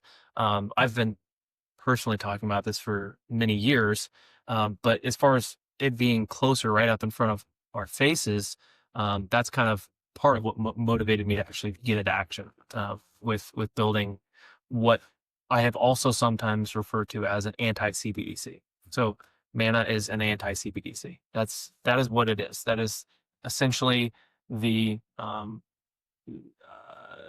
underlying principle of what is guiding how we are building and developing at Manna, right? We are giving somebody an alternative to the system that we know is coming. It may be a while before it comes to the US. I hope it's a very long while. I have no idea how long it's going to take for it to be on our doorstep. What I do feel confident in saying is that it's going to spread, on planet Earth. From this point forward, there's going to be more CBDCs on Earth in 10 years. In 10 years from then, there's going to be more. And I think that eventually it does come to the US, whether that's relatively soon or not, I don't know. Just because I think that I saw these things, maybe it's because some people might refer to me as, neurodivergent. Other people might call me a Tylenol American, high functioning autism. Yeah. I don't know, whatever label you want to put on me. I just I see through a lot of the facade pretty easily. Or at least I convince myself I do, to make me feel better about myself sometimes. But I've been pointing out things specifically about Tether for a while, and I don't want to spend too much time on this because I will say I do, at my core, at this point, believe that the team behind Tether has good intentions. That's what I currently believe. Mm-hmm. I thought other things in the past. but I've come to the conclusion based off of my observation of how they've conducted themselves and everything. I think they are just driven, and I think they actually believe that it is a core component of ushering in hyper Bitcoinization. Okay. However, I have a different conclusion than they do. I think that every step, every dollar, every investment into stablecoins, which obviously Tether's the 900-pound gorilla, so we can almost, consider them, synonymous. Yeah. Every step into Tether is not a step toward Bitcoin, in my opinion. Now, obviously, there's arguments to this. Alan Farrington has a piece where he makes a case for this. I don't think that it's case closed. Are you guys familiar with Alan Farrington?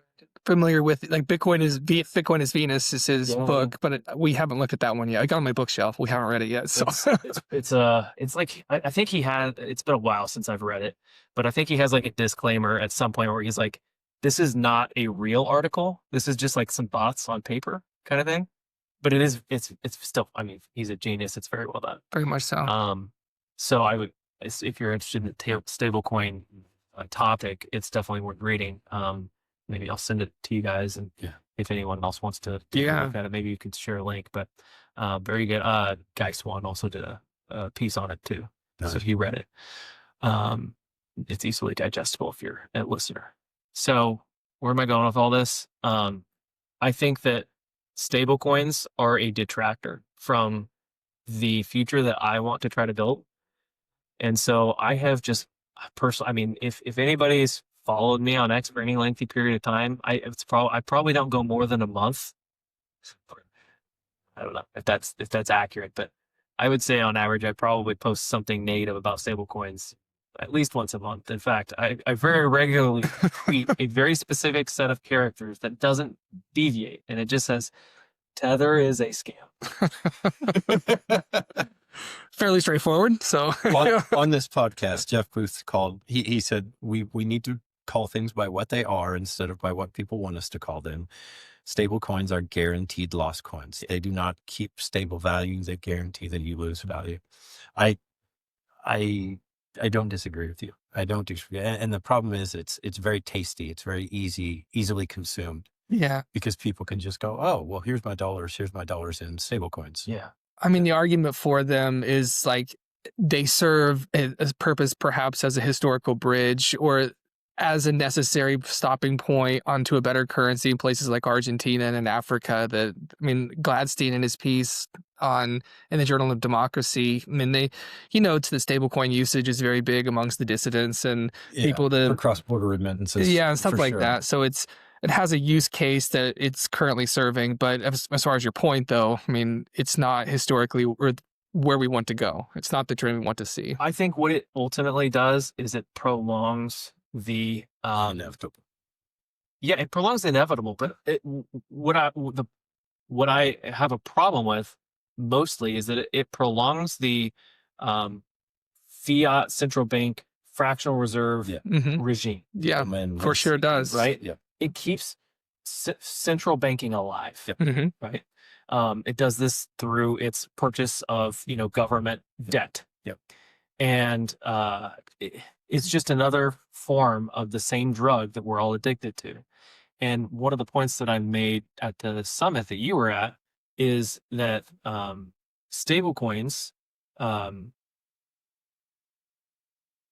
it going with this? We're at the summit. You're speaking on stage. You're making a point about stable coins. Stable coins are just a hyperized version. Instead of snort cocaine, you're shooting it into your veins now. If you ever need a colorful analogy, like mid-thought. All right. Well, we might need to come back. We can, and please do. Please do come back to that. I had a because this is so much fun. Yeah, we've got to do more. I just want to know who Adam is. I'm trying to piece together your biography because I'm kind of left in the military, and then I got into COVID, and then now you have the Manna wallet. And from my perspective of just always having a dirty fiat job, never doing anything entrepreneurial, to someone to do something like that just seems like what are you just a Renaissance man? Like, where'd you come up? Where did the technical capacity to do this come from? Where did the internal reserves? Like, how did you do this? Well, first of all, I want to address something that I think is really important and that people don't hear enough, and that is, these fiat jobs, like working in the fiat mines. People always tend to have this mindset of like, I need to get into working in Bitcoin. And I push back on that, like hardcore. I think that the best thing that you can do is provide a service or a product, like provide your human capital to the world in the best way you can and save in Bitcoin. If you can, accept the payment in Bitcoin directly. That's not possible for everybody, but at a minimum, just go buy Bitcoin, right? That is how the most efficient use of your human capital in terms of moving us toward, Bitcoin standard, if you want to call it that. Yeah. I think that is the most efficient use of your energy, is to do what you're good at. Use the systems that are in place already. Like, you don't have to recreate the wheel. Like, almost literally speaking, going and leaving something that you already have that's established, Right. and trying to do something in Bitcoin because you think you're going to push the needle faster. You're not. What's really going to push the needle is you doing something in the real world that is making you a lot of money, and you're literally just a massive siphon from, fiat into Bitcoin. That is going to be much more effective than, trying to go get hired at some Bitcoin company where you're a problem looking for a solution. But that being said, though, you did make the Manna wallet. So, so having put that asterisk there, like, Right. I mean, it seems like I guess I don't know where your education was. You were a business major. It seems like a technical enterprise. Say someone is a foolhardy person and they do want to do something similar to what you did. Did you just acquire talents? You just learn by yourself on your own what you need to do to get this going, or how did this happen? Yeah, let me go kind of chronologically, because this might help build into what became Manna. So in 2017, I told you about this period where I'm reading this article. I had this epiphany, proof of work. It was literally in that same moment that I realized what one of the next thing I wanted to do. And that was, I wanted to build a computer that people could put in their house, and they just plug it in and turn it on, and it starts mining for them. Beautiful. At this in this exact moment, of course, it was Ethereum, which I'm glad, it changed direction at some point. Yeah. So while I was on my deployment, I started building my plans for a business that I built called Hands-Free Bitcoin. And that's literally what it was. We built miners. We built the hardware. So we put all the hardware together. We had, custom power supplies. We did some custom circuitry. We had our own custom case and some of our own custom components, so that all you had to do was pull it out of the box and flip a switch, and it starts mining Bitcoin for you. We also did the software, of course, and then custom tuning firmware to make it like a palatable consumer grade product. You buy this product, you run it in your home, and it just works, and it doesn't annoy the heck out of your wife, right? It's girlfriend friendly. Whatever. I think I was on a podcast, somebody said that. So this started in 2017. The business is still going today. We're not selling any new product, but we're servicing existing customers still to this day. But ultimately, economies of scale and difficulty adjustment got the best of us, and so we're kind of sunsetting that business. But it was a really cool journey for me. One, it was profitable, so it allowed me to financially position myself to do what I'm doing now with Manna. So that's how I'm funding Manna. It's I don't have to go to a VC and give them my wrist to chain up and to tow me around and tell me what to do and conform to their wishes, which I have also talked a lot about, because I see a lot of that in the space, especially in Bitcoin. And without naming any names, I will just say, there are only a very small handful of people in the Bitcoin space where everybody knows when you run out of funding, this is who you go to. And again, I think it's a dangerous path. And so at this point, in this moment, Manna's never taken any venture capital investment. We've taken no donations. It's literally been just a labor of love and something that, that I've, invested myself into. So if maybe if you agree with me, if you like the way that I think, then maybe Manna is cool from an idealistic perspective for you. If you don't like the way I think, then Manna Yeah. might not be for you, because I think Manna is very closely aligned with the way that I believe.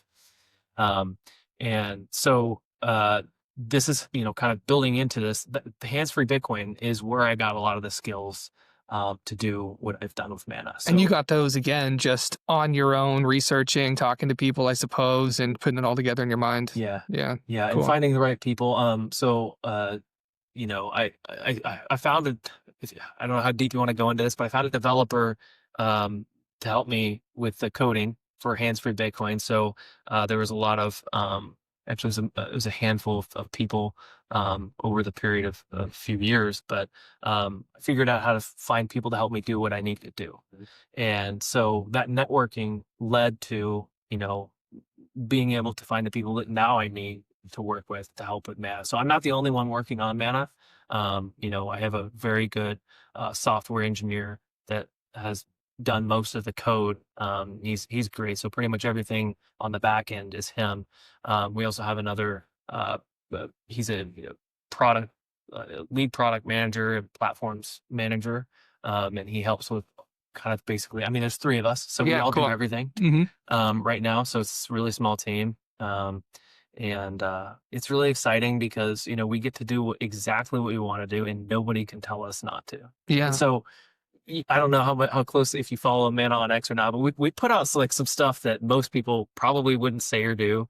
We're religious. We say things from a religious perspective. It's called Manna. Yeah, it's called Manna. I mean, we don't all have the same faith either. Yeah. Right. So it's just it's part of our brand. It's part of what I think. I want to glorify God because I believe that He's gotten us to this point, and it's kind of my way to incorporate that message into what I do. So I can tell people about Bitcoin and the saving powers of Bitcoin, but it also gives me an opportunity to tell people about Christ.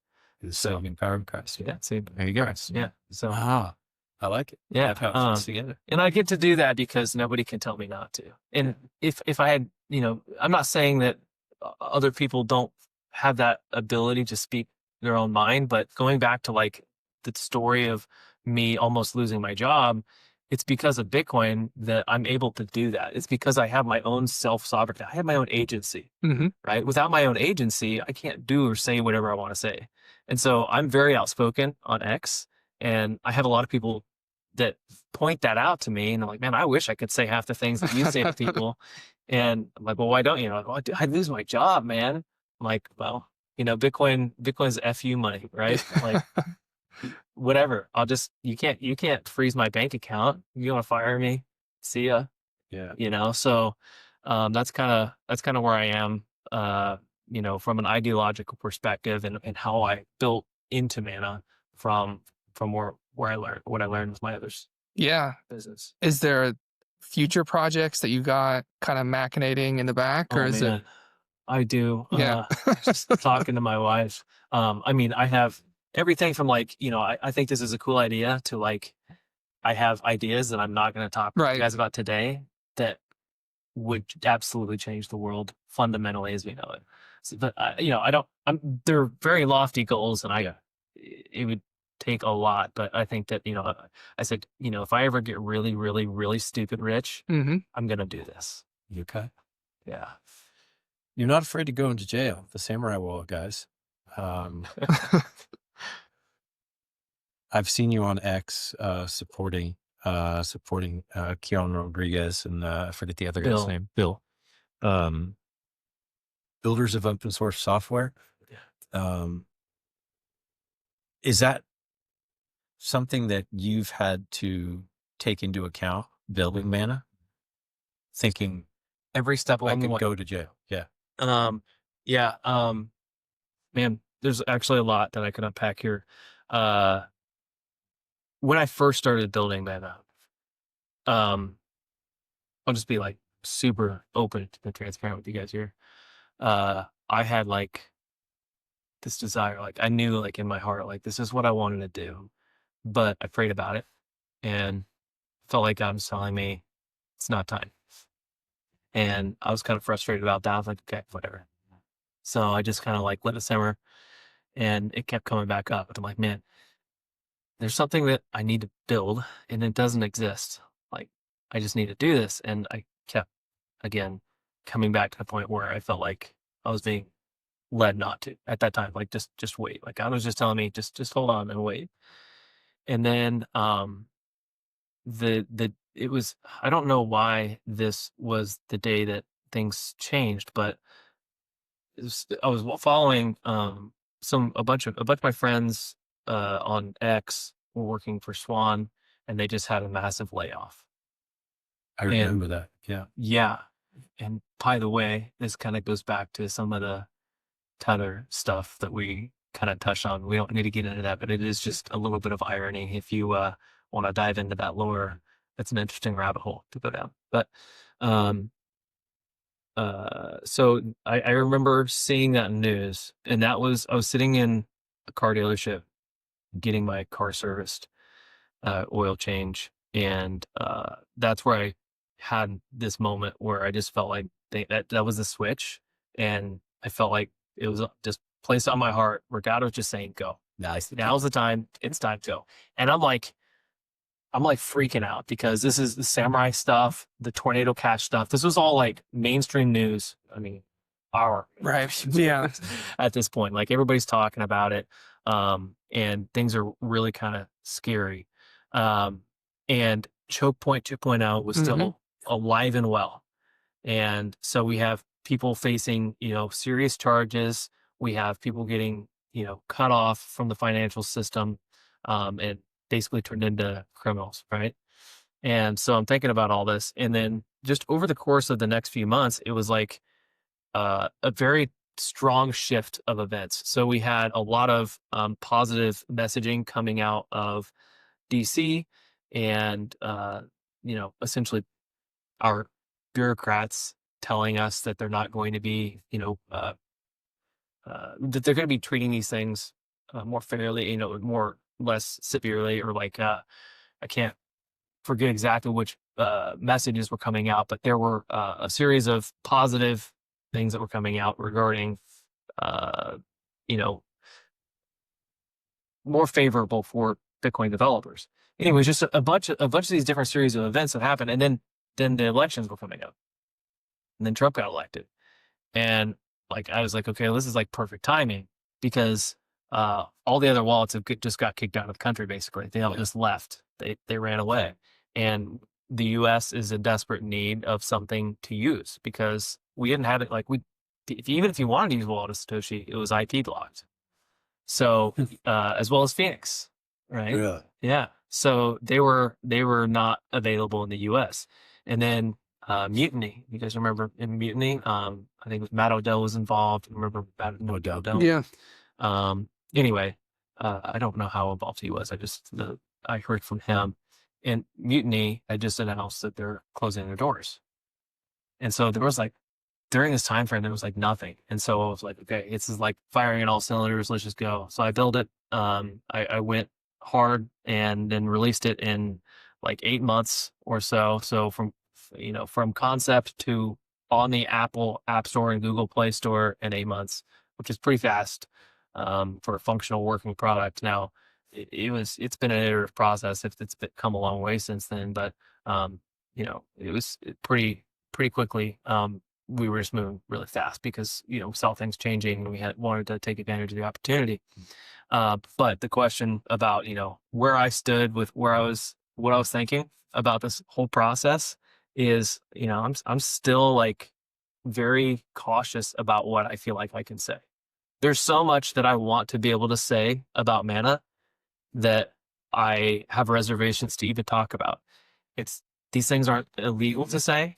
These things are constitutionally protected. They're ethical, right? I think that they're beneficial for humanity, and I just can't talk about them like I want to. I could, but there's a line, Risk being a target. a risk being a target. Tall blade of grass. I'm not gonna. I think I'm gonna learn what I can from the Samurai case, and It's pretty incredible. Like private WhatsApp message is taken out of context in that case and used to build the criminal conspiracy case that he says Bitcoin is for money laundering or something like that, as part of a private exchange he's having with somebody, as part of the continuum of the exchange. Like, this is a part, like one analogy he gives, and then it's used to build a criminal conspiracy case. That's insane. And now it's chilling your First Amendment right to say what you would otherwise say. I was actually talking about this on Bitcoin Today space on X this last week, and I was just like telling everybody kind of like where my thoughts are as a developer, because now I'm questioning like how much I even want to invest in building this business and this technology in the United States, right? This technology that, you know, helps move freedom forward. It helps, you know, build Bitcoin innovation, which supposedly the administration is for. And now I'm taking these things into question. I'm a lot more cautious about these things. So I guess the question is, you know, do we really want the Bitcoin development to happen in the US? And if that's the case, you know, we should probably consider some of the implications of things like the Samurai case and how it affects how other developers are looking at this. So we saw the opposite happen. So obviously when the election happened, Trump got elected, he established his cabinet, and they started coming out with all of this, you know, very positive stuff. We had Phoenix come back to the U.S. We had Wallet Satoshi come back, and so there was a very clear message that, hey, we're not going to, you know, criminalize this activity. And then the sentencing, you know, came through with the plea deal, with Samurai, and then we had the sentencing with Tornado Cash. Yeah, so they got obviously charged as well. So, all that to say, I think, you know, where I stand now is I am cautiously optimistic about the future of Manna. I am building, gonna keep building it, unless, you know, there's some very clear reason or legal reason why I can't. You know, I'm never going to break the law. I will always build things in accordance to the law. Manna is fully self-custodial. We're not a money transmitter. We never touch anybody's user funds. We never custody anybody's funds. You don't store any private data. Everything is all local. So it's just free software you can put on your phone. Yeah. But again, that's sometimes not enough, as we're seeing with the Samurai case. You know, it doesn't appear to me that they really did anything egregiously wrong. Again, messages taken out of context is kind of where they got them, which is, I mean, that is a very disgraceful justice system. Yeah. So have you felt, I mean, it sounds like you've never got a tap on the shoulder, or you've never felt that you were being monitored or that you were being looked at by any regulator or agent or anything like that. You've never felt that type of presence, though. I won't go into details. I thought there was at one point.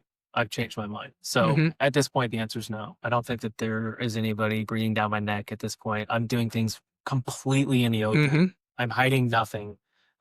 Everything, like, you know, my name is attached to it. You know, I've literally, you know, my business address, everything is like kosher. Like, I have a registered business, again, open software, like we're using open source tools. Yeah. There's nothing that we're hiding. And we're not breaking any laws. So the only thing there is like making sure we don't say the wrong thing, which is really kind of sad. Yeah, it is very much so. I should have the right to say whatever I want to say. And this all, in my opinion, I've said this before, I think this really all comes down to the fact that we have built a series of laws and legislation on top of an unconstitutional piece of legislation called the Bank Secrecy Act of 1970. So we established the BSA of 1970, and then we built all of these laws in case law around the BSA. And so we have the KYC and AML laws, which are a part of that as well.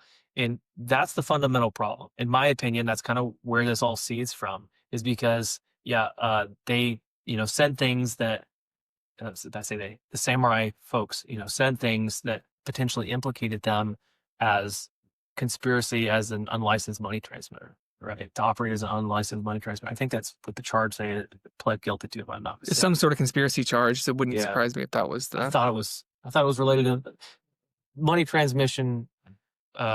Was one of the charges brought against them. I don't know if that's the one that they stuck with. Anyway, but my point still stands that, even if you're not transmitting money, how can you charge somebody for unlicensed money transmission, if they're not actually transmitting any money? But it goes back to the fact that this is all built on a series of unconstitutional laws, which are built on an unconstitutional piece of legislation called the PSA. So my message is we need to repeal the PSA. It does not belong in our country.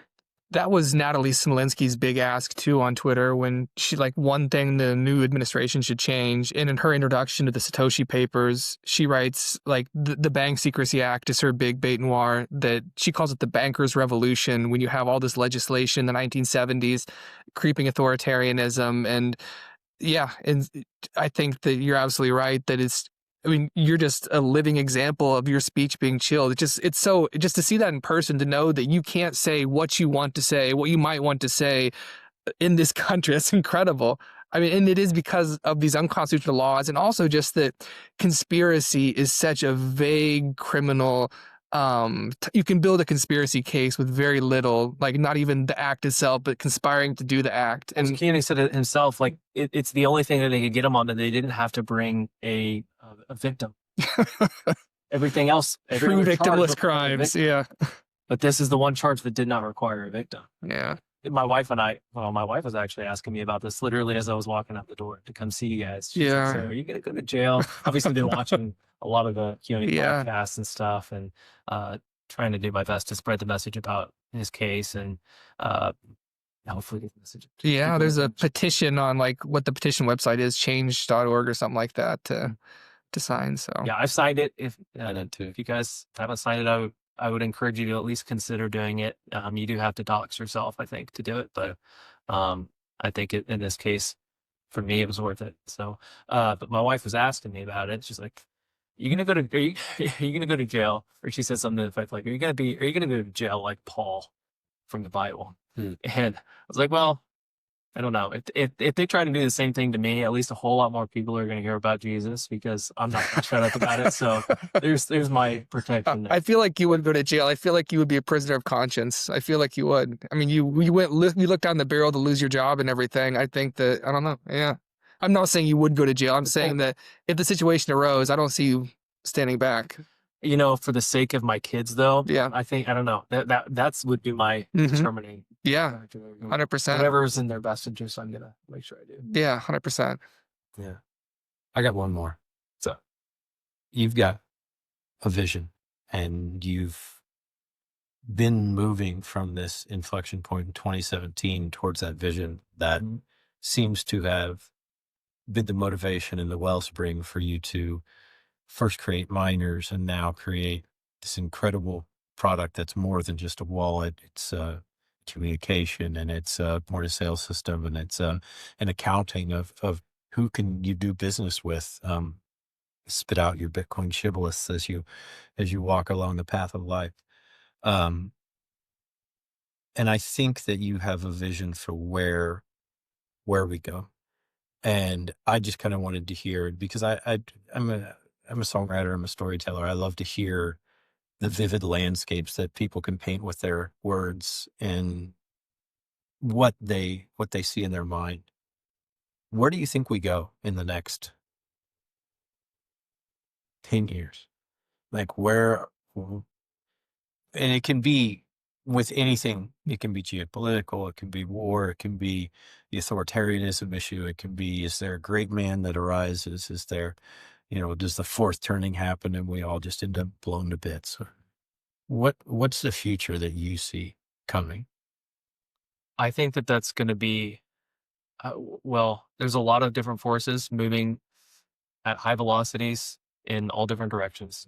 So it's really hard for me to guess. And it's just if you tried to ask me, what the price of Bitcoin is going to be in, 10 months, I'd probably is just clueless.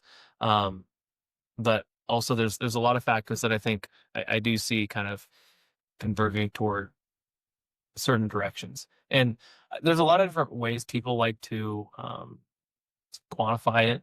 One of the philosophies of thought is like the turnings, right? You've got the fourth turning type of philosophy, and I think there's a lot of credibility to that. I think that explains a lot of what we're seeing, and I align with that theory quite a bit. That I think that we are quote unquote in a fourth turning, and we're seeing a lot of those same things. I mean, historically, there's a lot of these. Obviously, a very common phrase is history doesn't repeat, but it often rhymes. And that's just another way to look at, the fact that we have these events that kind of these cyclical events throughout our history. And we're at a pretty big inflection point in a lot of different types of cycles. We have different business cycles, we have political cycles, we have, fourth turning type cycles, these ideological cycles. And a lot of these are kind of converging right now. And at the center of this is Bitcoin. And I think that that's really cool because as Bitcoiners, we get a front row seat, but it is also, there's a lot at stake. There's a lot on the line. And, if I had to say, like, where are we going to be at in 10 years? I think it's going to be up to us. Like today, what we do today, I think we actually, as Bitcoiners, and again, back to the point where I think Bitcoin's really at the heart of a lot of what's going to happen for the next 10 years.